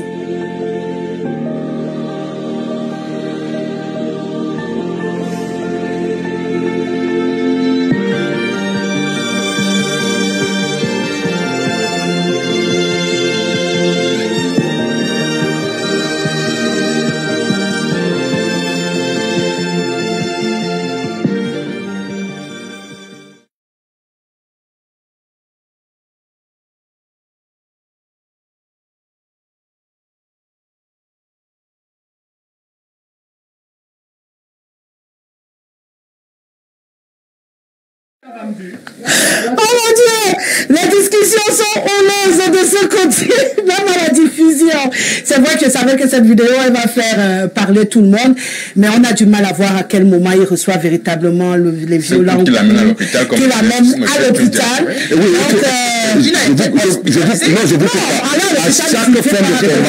À chaque fin de combat, ces boxeurs-là, ils vont à l'hôpital parce que la boxe, à chaque fin de combat. On a fait le check-up. Laissez la boxe comme ça. J'ai dit que ma vidéo, c'était pour finir. S'il te plaît. Je laisse les gens. Il y a ce qu'on appelle le bilan médical d'après-combat. C'est ce qui vient d'écrire. C'est ce qui détermine la vraie gravité du coup. D'accord. Alors, si Francis devrait combattre dans moins de 3 mois, tous ceux qui parlent d'un combat biaisé. Voilà la vidéo, non, Casimir. Tu n'as pas laissé que dire ce voilà la vidéo. Laisse-moi dire la vidéo. Encore sur un problème. Peut-être qu'ils vont se servir de ce que je dis pour encore voir. Regardez encore la vidéo. C'est-à-dire, si le bilan médical, parce que c'est lui qui détermine la capacité. Et c'est le docteur qu'on ne paye pas pour écrire ce qu'on veut. Voilà.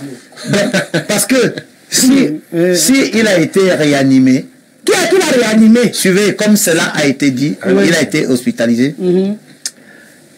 Déjà, à ce niveau de compétition, ils n'ont pas plus de 4 combats par saison.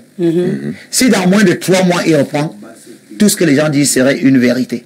Non, on n'a pas besoin d'attendre, on a vu la vidéo. S'il te plaît, c'est pour te dire que, n'est-ce pas, Rosalie, si le coup a été tel que défini par les images, Francis ne peut pas combattre avant 3 mois. Oui. Avant même 6 mois. S'il aurait reçu. Si le coup a été... Comment dit qu'il a perdu la mémoire là? Donc s'ils sont sages... S'ils sont sages, il faudrait qu'ils l'aident à ne pas reprendre le combat avant 3 mois. Donc, parce que si on les aide alors? Oui, parce que si Francis combat là dans moins de 3 mois, ce serait vérifié que ce fut un combat. Mais Casimir, pourquoi toi tu pas même à combat? S'il reprend même l'entraînement. Sauf qu'il est même déjà sorti de votre hôpital là. Puisqu'avant de prendre le... Donc quelqu'un qui a le traumatisme crânien, le gars sort comme ça. Nous étions le 8, le votre jour. Et nous sommes aujourd'hui... Le 13. Le 13, c'est-à-dire 5 jours plus tard, le mec, vous dites qu'il est où? Le gars t'es sorti depuis. Un gars qui a eu le traumatisme crânien. J'ai 13 milliards, mais ne me coupe plus le sommeil. C'est devenu milliard. Voilà. Est-ce que je dois lire? Bonsoir la Rose continentale. On doit donc faire comment du cas de Bassogok? C'est trop tard. C'est Alex de Bangaté. Ouais, Seigneur, laissez le milliardaire chinois. Ouais, que... Signez même vos messages, non? Les gens ont des problèmes, ils ne veulent pas signer les messages. Waouh, ce bleu à l'image du ciel illuminant le studio. Awa ne serait-il revenu de ses longues jérémiades de sa léquier natale? Tchodjem que je regarde souriant même comme il subit les foudres du délégué Tron. Ngo serait-il devenu jaloux de cravate? L'aigle est dehors. Rosalie, je serai le cri dans la savane qui devrait attirer les églisiens assortis des émotions systémiques en sorcellerie du ballon rond. Est-ce que le moment était opportun de publier ces listes à l'approche des playoffs? Cette épreuve serait-elle une compétition entièrement à part?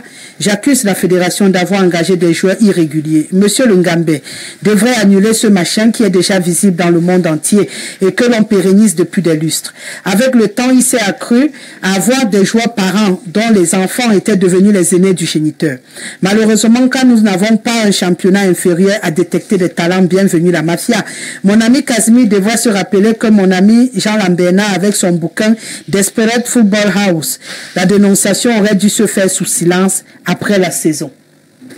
Arrêtons ce faux patriotisme qui repose sur des contre-valeurs. Ngannou a été copieusement battu du fait d'avoir baissé sa garde pendant les 2 rounds. Massok Thomas, maintenant que tu as vu la vidéo, c'est mieux. Bonsoir Rosalie, le changement est difficile. Eto a des bonnes, mais certaines sont réfractaires au changement. Tous les jours, on dit que Paul Biya doit partir. Pour ma part, avec ce que Eto subit à l'Africa Foot, Paul Biya doit encore faire 20 ans à la tête de l'État. Le lien. Bonsoir le plateau, juste pour contribuer à l'émission, je voudrais dire qu'au Cameroun, il n'y a aucun président de club sérieux. Au Cameroun, n'accusez pas trop le secrétaire de la Fédération camerounaise de football. Le vrai nom de Nathan Douala, c'est Alexandre Badeli, âgé de 23 ans, et c'est son président de club, et celui à se plaindre parce qu'il veut jouer au play-off. Il faut se débarrasser de ce genre de président de club, des parvenus qui ont eu de l'argent, on ne sait où, et viennent pourrir la vie de ces jeunes. 95% des joueurs en Afrique et en Amérique du Sud en pratique. Signé Yvan du Congo-Brazzaville. Donc tu connais le nom de Douala étant au Congo. Le monde... Bonsoir Rosalie, à votre plateau. Pourquoi c'est maintenant que les présidents de clubs se plaignent de double identité? La majorité des présidents qui se plaignent, ce sont des clubs qui n'ont pas été qualifiés pour les playoffs. Les fraudes existent depuis, c'est Achille depuis la Belgique. Arrêtons de déstabiliser ce petit Nathan Douala où c'est les 45 millions qu'il a eu qui dérangent certaines personnes. Où il a 17 ans, ça reste que comme ça. Ngannou a vendu le match. Regardez bien cette vidéo et lui me renvoie également la même vidéo. Je pense qu'il a suivi le débat depuis le début, donc il était déjà d'accord que Ngannou avait vendu le match. Bonsoir à vous sur le plateau, très joli panel. En fait, mon nom c'est Jojo depuis Kribi. En fait, je suis l'homme des Camerounais à qui les parents ont augmenté l'âge juste parce que ils voulaient que je fasse le recrutement militaire. Ils m'ont collé plus de 5 ans sur mon âge. Et comme je le disais, il n'y a aucun bénéfice dessus, ça va te rattraper après. Quand tu es en retraite très vite aussi. Bon, et que tu seras encore en forme. Bonsoir Rosalie, à tout ton panel. Nous sommes habitués aux fraudes et aux doubles identités, surtout dans le cas du Cameroun. La fraude vient tout simplement du système de BIA. De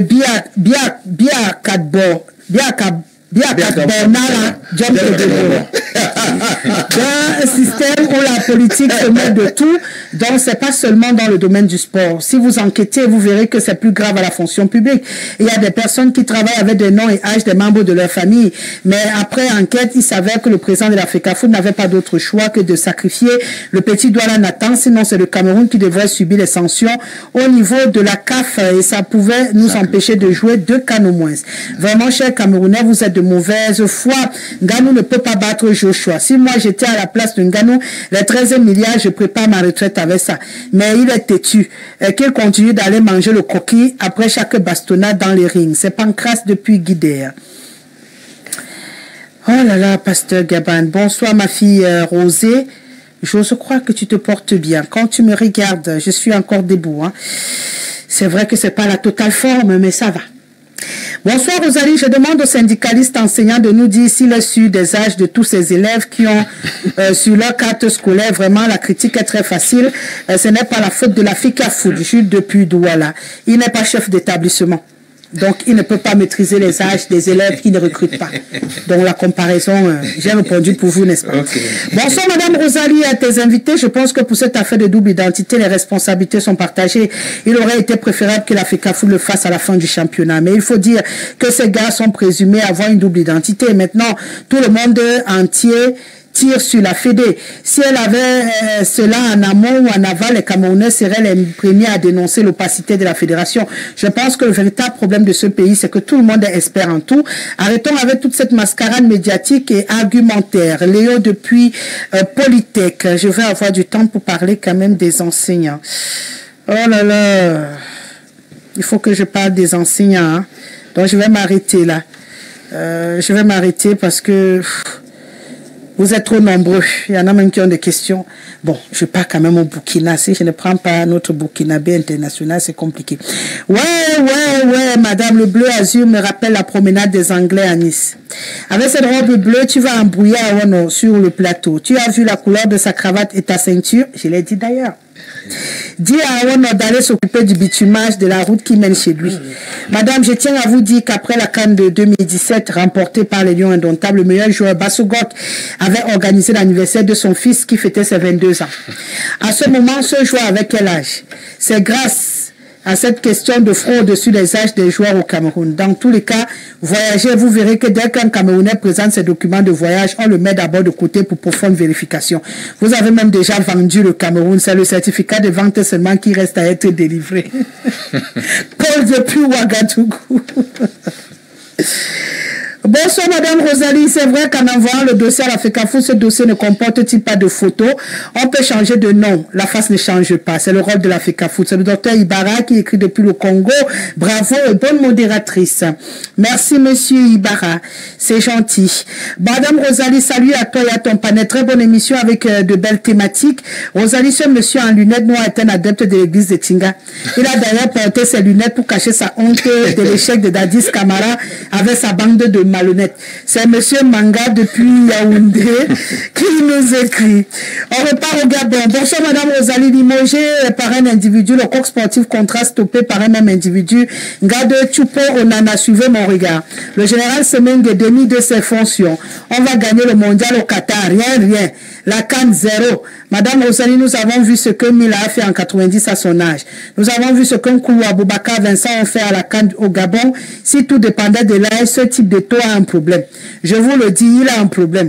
Et il est venu régler ses comptes au gouvernement et à l'État du Cameroun. Jamais des élections camerounaises ont passé un sale cadre que sous l'air et tout.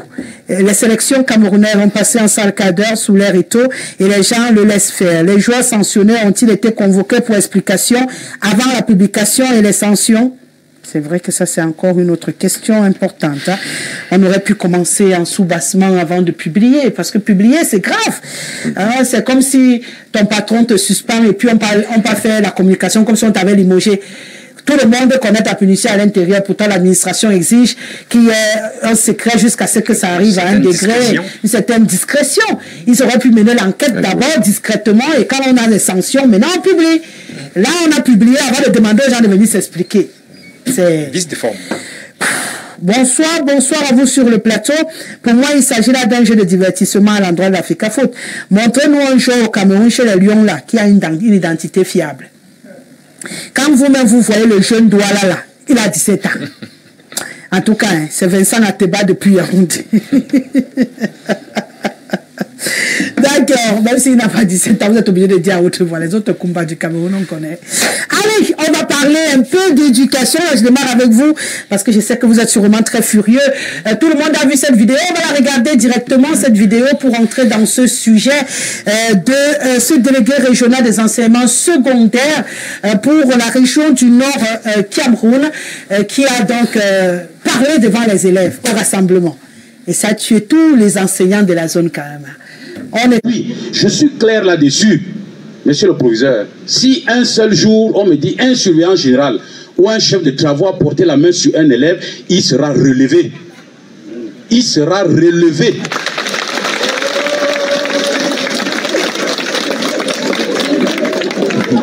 Et je ne parle pas, comme on dit au quartier, avec l'eau dans la bouche. À Garoua, on a chassé un surveillant quelque part. Chassé. J'ai dit au proviseur, je ne veux plus le voir dans l'établissement. Aujourd'hui, il n'est plus là-bas, il est chassé. C'est ça. Il faut appliquer les textes. Madame le ministre ne peut pas dire qu'il y a les textes. Certains individus travaillent comme s'ils étaient dans leur champ. Non, non, non, non. Tout le monde. Je crois que je parle, tout le monde qui est là, les enseignants et les membres de l'administration, tout le monde m'écoute. Je parle à tout le monde là. Et à toute la communauté éducative du lycée technique de Touboro. Monsieur le délégué va suivre cette affaire. Dès qu'il y a un cas, vous nous signalez, on le suspend. À la minute qui suit, on met quelqu'un d'autre à la place. Merci. Ça, c'est le coup du gueule du délégué régional. Applaudissez pour le délégué. Merci. C'est un comédien. C'est un comédien, M. Casimir. Je crois que... On a envie de rire, mais on a les larmes aux yeux, monsieur. Voyez-vous, lorsque vous êtes quand même une personnalité... Bon, apparemment, Casimir a même déjà démarré. Comme d'habitude, qu'il a... Allez-y, monsieur Casimir, allez-y. Je crois que... Vous étiez encore très touché par... Il ne devrait pas se plaindre, parce que c'est de leur domaine.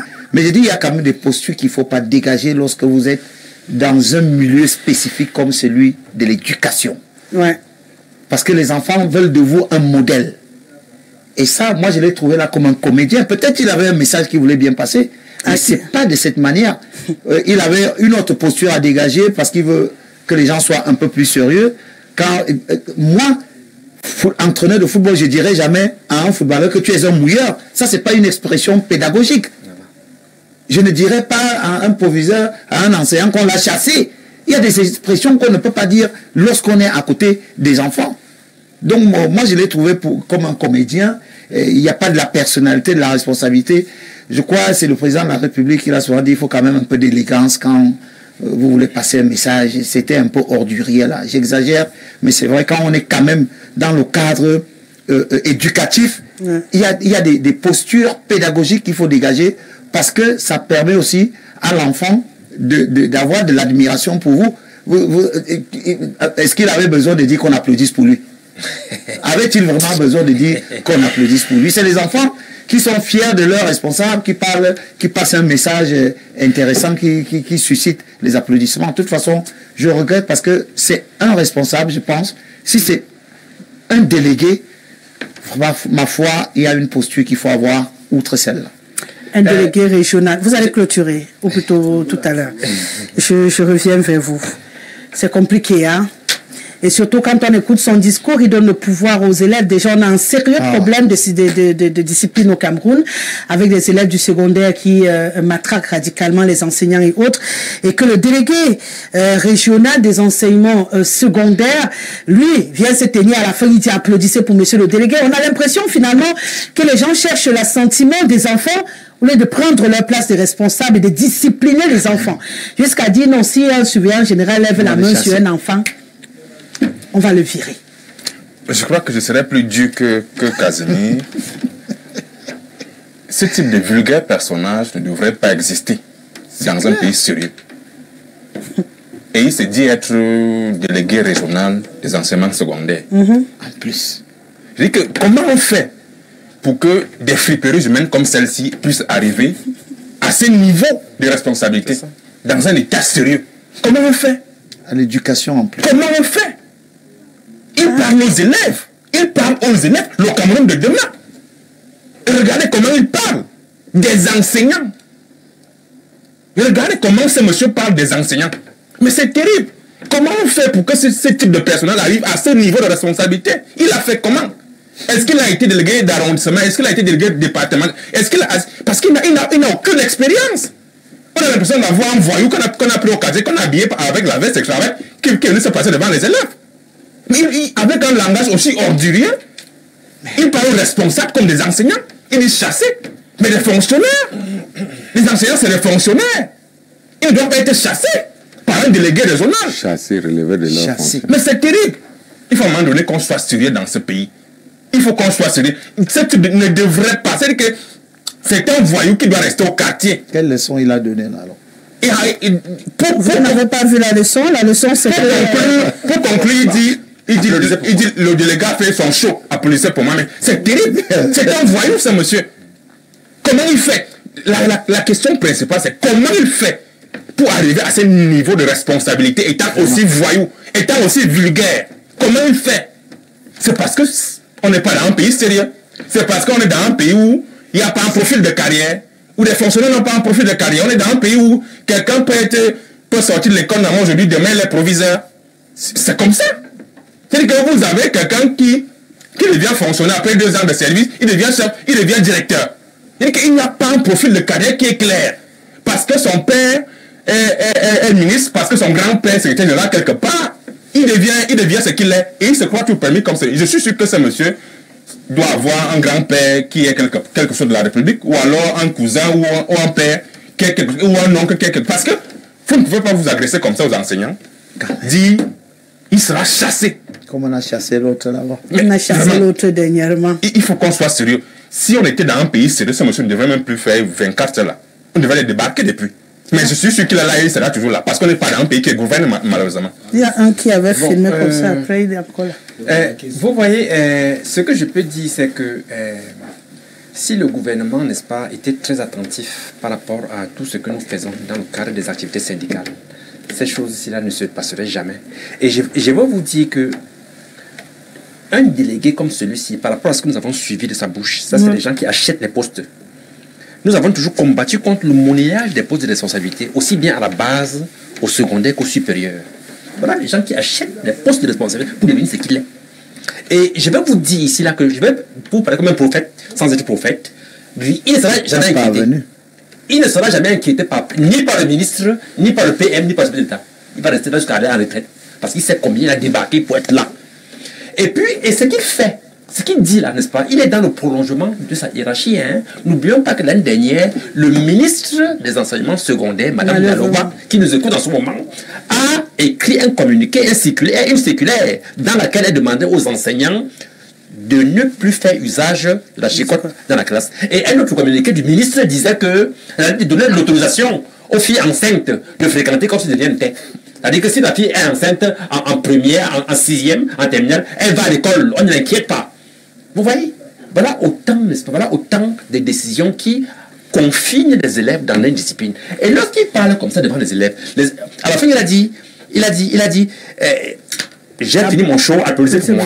Mais les élèves ont applaudi, effectivement. Pour le délégué. Les élèves ont effectivement applaudi, sans savoir que les intimidations qu'ils donnent aux enseignants, vont, n'est-ce pas, ce sont ces élèves-là qui sont les perdants. Lorsqu'on demande à un enseignant, n'utilise plus la chicotte, bien on gronde un enseignant devant les élèves.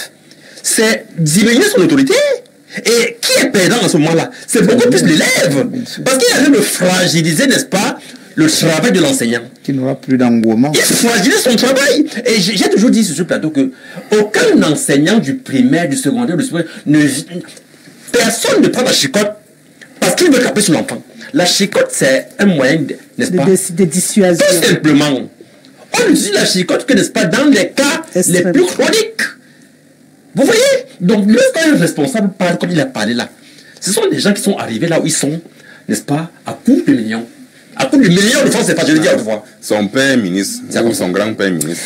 Monsieur Ngos, pour l'instant, tous les seigneurs de la CRE de cette partie du Cameroun sont très en colère. Ils demandent sa destitution de son poste de délégué. Pour eux, les propos qu'il a usés lors de ce discours sont désobligeants, offensants, arrogants, parce que je cite le mot stigmatisant, blessant.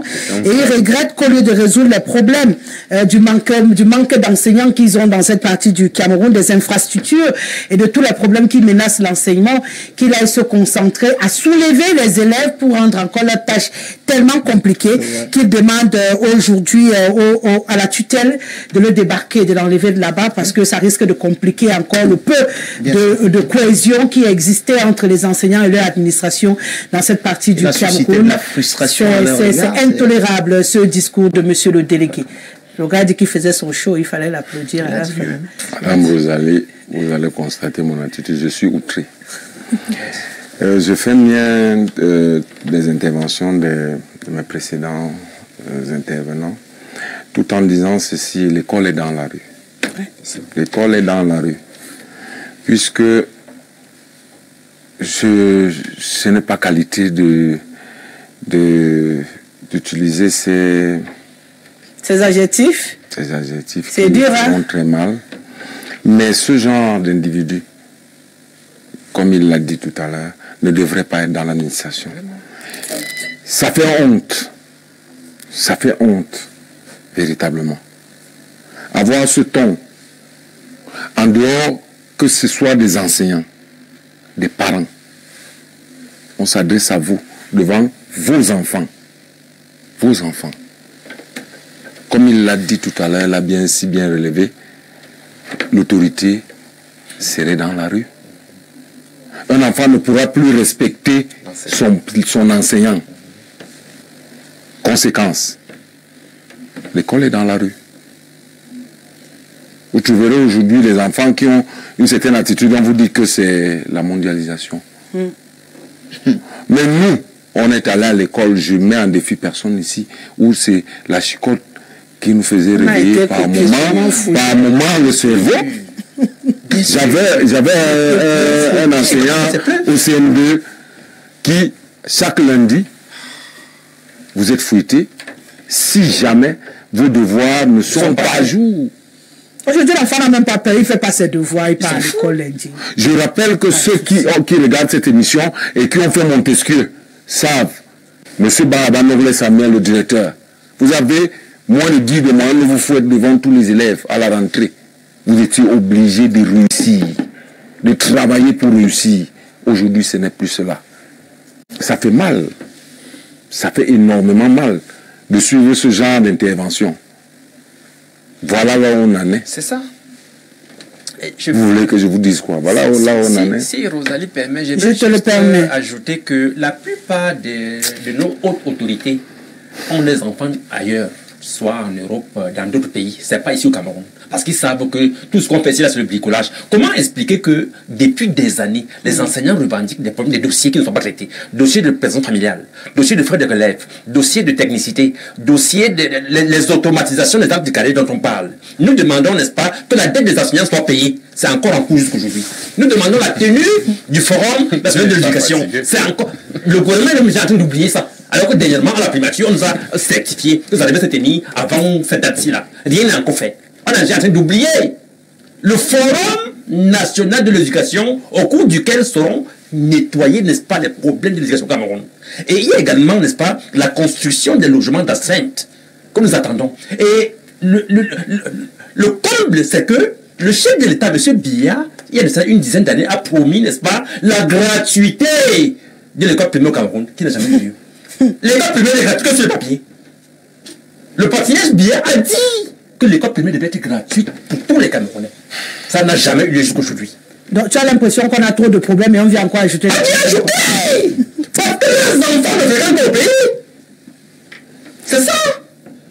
Bonsoir madame, ce monsieur est un charlatan. Déjà même que le niveau réel de l'élève de nos jours devient inquiétant, il vient de graisser l'engin de l'échec des générations futures. Comme le dit vos panélistes, c'est juste un voyou. C'est Alexandre qui nous écrit depuis Ngaoundéré. Où va ce pays? Une grande personnalité de son état parle ainsi des propos que je suis sûr qu'il ne comprend pas quel est exactement le message qu'il veut nous faire passer. Je ne comprends pas. Qu'est-ce qu'il veut dire? C'est vraiment honteux. Qui l'a même mis là-bas, franchement? C'est la question qu'on se pose ici. Bonsoir Rosalie, ce délégué est un drogué. C'est le proviseur d'un lycée de la place qui vient d'être nommé. C'est Wosalbe Christophe depuis Garoua. Ah, peut-être ils se connaissent, hein. Nous, on peut rire ici alors que... Bonsoir madame, courage à vous. Ah, merci. C'est vrai que j'en ai parfois besoin. Bonsoir le panel, vraiment monsieur le juriste, tu es tellement fort, ce délégué mérite d'être viré. J'ai honte pour tous ces intervenants. Est-ce que vous entendez comme ça que vous devez le critiquer en TV Junior? Est-ce que le délégué a fait de mal? Mais le délégué n'a pas fait de mal. Bon, je prends depuis le début. Parce qu'il a commencé à écrire au début. Bonjour madame la présentatrice, je suis fan de toi. Tu sais présenter et recadrer tes invités. C'est Stéphane depuis Douala. Bonsoir madame Rosalie. Qui est-ce que le délégué a fait de mal? Est-ce que c'est pas vous qui êtes des voyous? J'ai honte pour tous les intervenants. Est-ce que vous entendez comment vous décrivez ce monsieur? Est-ce que c'est comme ça que vous devez alors le critiquer? Bon, il faut venir dire comment on va le critiquer parce que chacun trouve ses mots comme je l'ai dit sur ce plateau. Hein. Celui qui trouve un mot qui est comme ça, j'ai cher. Hein, mon frère? Quand la tête ne réfléchit pas, le corps souffre.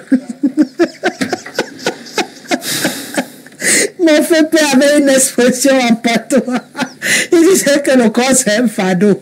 Quand c'était dit en langue, c'était compliqué. Pour que tu vois quelqu'un debout, il marche comme ça, il a la veste, il a tout. Mais quand tu peux entrer pour trouver qui est la personne qui se cache derrière tout le corps, là, parfois ça fait mal à la tête. Et il avait l'habitude de dire que le corps c'est un fardeau. Quand il y avait ce genre de situation, il était dans la mer, il regarde comme ça, il dit vraiment, le corps c'est un fardeau. Il le disait en patois. Pour dire que vraiment, il y a des corps qu'on porte ici dehors. Le délégué, s'il porte son corps, c'est pas facile. Bonsoir Rosalie, ce monsieur est un exemple d'élève délinquant et un parent irresponsable. Rosalie imagine désormais le zèle de ses élèves là vis-à-vis de leur encadreur. C'est compliqué. C'est Damien depuis Yaoundé. Bonsoir à vous, le panel. Pour le match d'Engano Francis, lors de son interview, il est champion dans son domaine. Il cherchait déjà l'argent. Je suis de tout cœur avec lui. Pardon, qui cherchait l'argent. Léo Brahimi depuis Douala. Que le gars cherche l'argent, qu'il évite seulement de nous couper le sommeil à 2 heures, qu'il mette même ces matchs-là même vers 15 heures comme ça on le voit truquer le match. Il ne faut pas qu'il mette le match à 2 heures du matin. Quelqu'un coupe son sommeil pour veiller, pour voir les matchs truqués comment. Bonsoir au panel. Madame, ce fameux délégué est un vrai malade. Sa posture vient de tuer la discipline au sein de ce lycée technique. Et c'est compliqué. Ça, c'est du Gabon que ça vient. Bonsoir Rosalie, ce monsieur est tout sauf délégué régional de l'enseignement secondaire. C'est pas possible. C'est un voyou de première classe. Je suis même sûr qu'il a acheté ce poste. Je suis même sûr qu'il a fumé sans sécher avant d'aller parler comme ça aux enseignants devant les élèves. Dans un pays sérieux, ce monsieur devrait sauter dans les 24 heures. Mais comme nous sommes dans un état voyou, je suis sûr que d'ici l'année prochaine, il sera promu à moins que le gouvernement nous surprenne positivement en le destituant de son poste de délégué. C'est Pancras depuis Guidère. Bonsoir. S'agissant de ce délégué, déjà, il quitte de proviseur directement pour le délégué régional, vous devez comprendre. En plus, pour sa tournée, les proviseurs ont cotisé.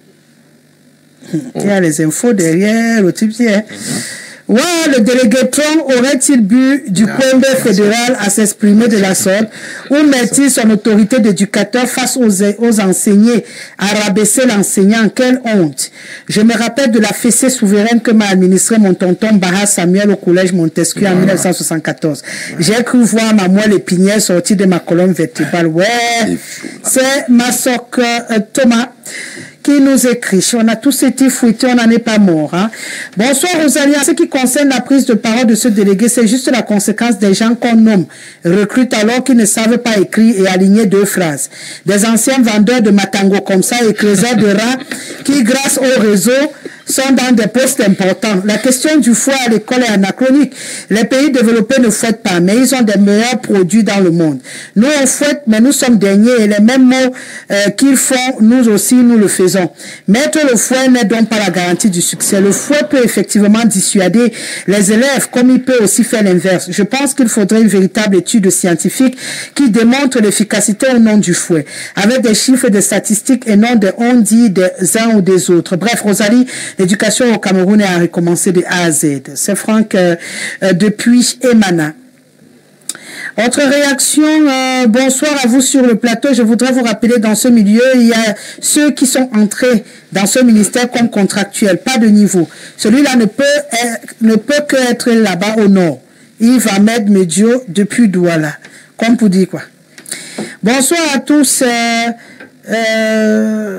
Si moi j'étais enseignant dans cette zone, ce monsieur allait se faire fouetter aujourd'hui même. Et nous allions attendre la suite. Qui a dit dans l'administration qu'on gronde, on insulte? C'est qui? Pas moi, je refuse ça avec toute mon énergie. C'est Franck depuis Bokito. Donc si c'était toi, les enseignants allaient s'entendre, on le fouette, c'est ça, et puis on attend les sentences. C'est pas mal comme idée, hein? Mais il ne faut pas penser comme ça. Bonsoir madame, ce monsieur est un danger pour les élèves camerounais. Ce monsieur est un vrai danger. Il ne mérite pas de parler au nom de la hiérarchie. Cette décision a cours chez nous, mais aucun responsable n'est venu s'exhiber de la sorte devant les enfants. Monsieur Zoalin, depuis la Côte d'Ivoire, qui nous écrit. On va à présent du côté de la Guinée équatoriale. Bonsoir le plateau, moi c'est Chrétienne Défaut depuis la Guinée. Voilà un délégué régional qui encourage les enfants à faire la tête aux enseignants. Il m'a mis les étonnés, hein? Le monde entier est étonné. Bonsoir Rosalie, prière s'il te plaît, organiser les débats pour les commerçants. Car à l'observation, ceux qui font les mêmes activités, d'autres payent et d'autres non. C'est la fermeture des sociétés avec les impôts et tout. Regardez la marche de ce monsieur, c'est redressé pour que tous mes diplômes aient le même alignement. Donc, ce n'est plus la même personne. Mais quand on parle oralement, oui, ça ne nous gêne pas, on peut inverser. Mais quand il y a des documents officiels à l'envers, c'est comme dans l'acte de naissance. Tu as compris. On parlait d'identité. Ça doit être exactement comme dans ton acte de naissance. Merci à toi. J'ai vu un nom ici que Pierre. Pierre Désiré. Pourquoi je t'appelle Freddy? Comme tu veux. La femme même dans ce pays. Merci Freddy. C'est un plaisir. Ismaël, merci d'avoir été encore là derrière les caméras. Beaucoup de courage à toi. Je sais que tu fais beaucoup d'efforts. Tu es en plein Ramadan. Moi, je suis en plein carême, donc on a les mêmes problèmes. Voilà, on gère. Merci à Célestin Tomo qui est au mixage vidéo de cette émission. Et merci à Ben Valls qui l'a réalisé. Non, je l'ai salué. Je ne l'ai pas oublié, rassure-toi. C'était avant de m'arrêter pour taquiner un tout petit peu Tudjem. Je n'oublie jamais, j'ai quand même mon nom à la cravate rouge. Allez, je vous laisse en compagnie d'Ami Lougia. C'est pour le journal en langue anglaise. Claudia Ntia sera là dans les coups de 20h pour le journal en français. À 21h, ce sera le sport, le débat sportif sur Info Télévision avec Thomas Dakandi. Quant à moi, je vous donne rendez-vous demain, 17h. Allez, respect, M. Doniva. Au revoir.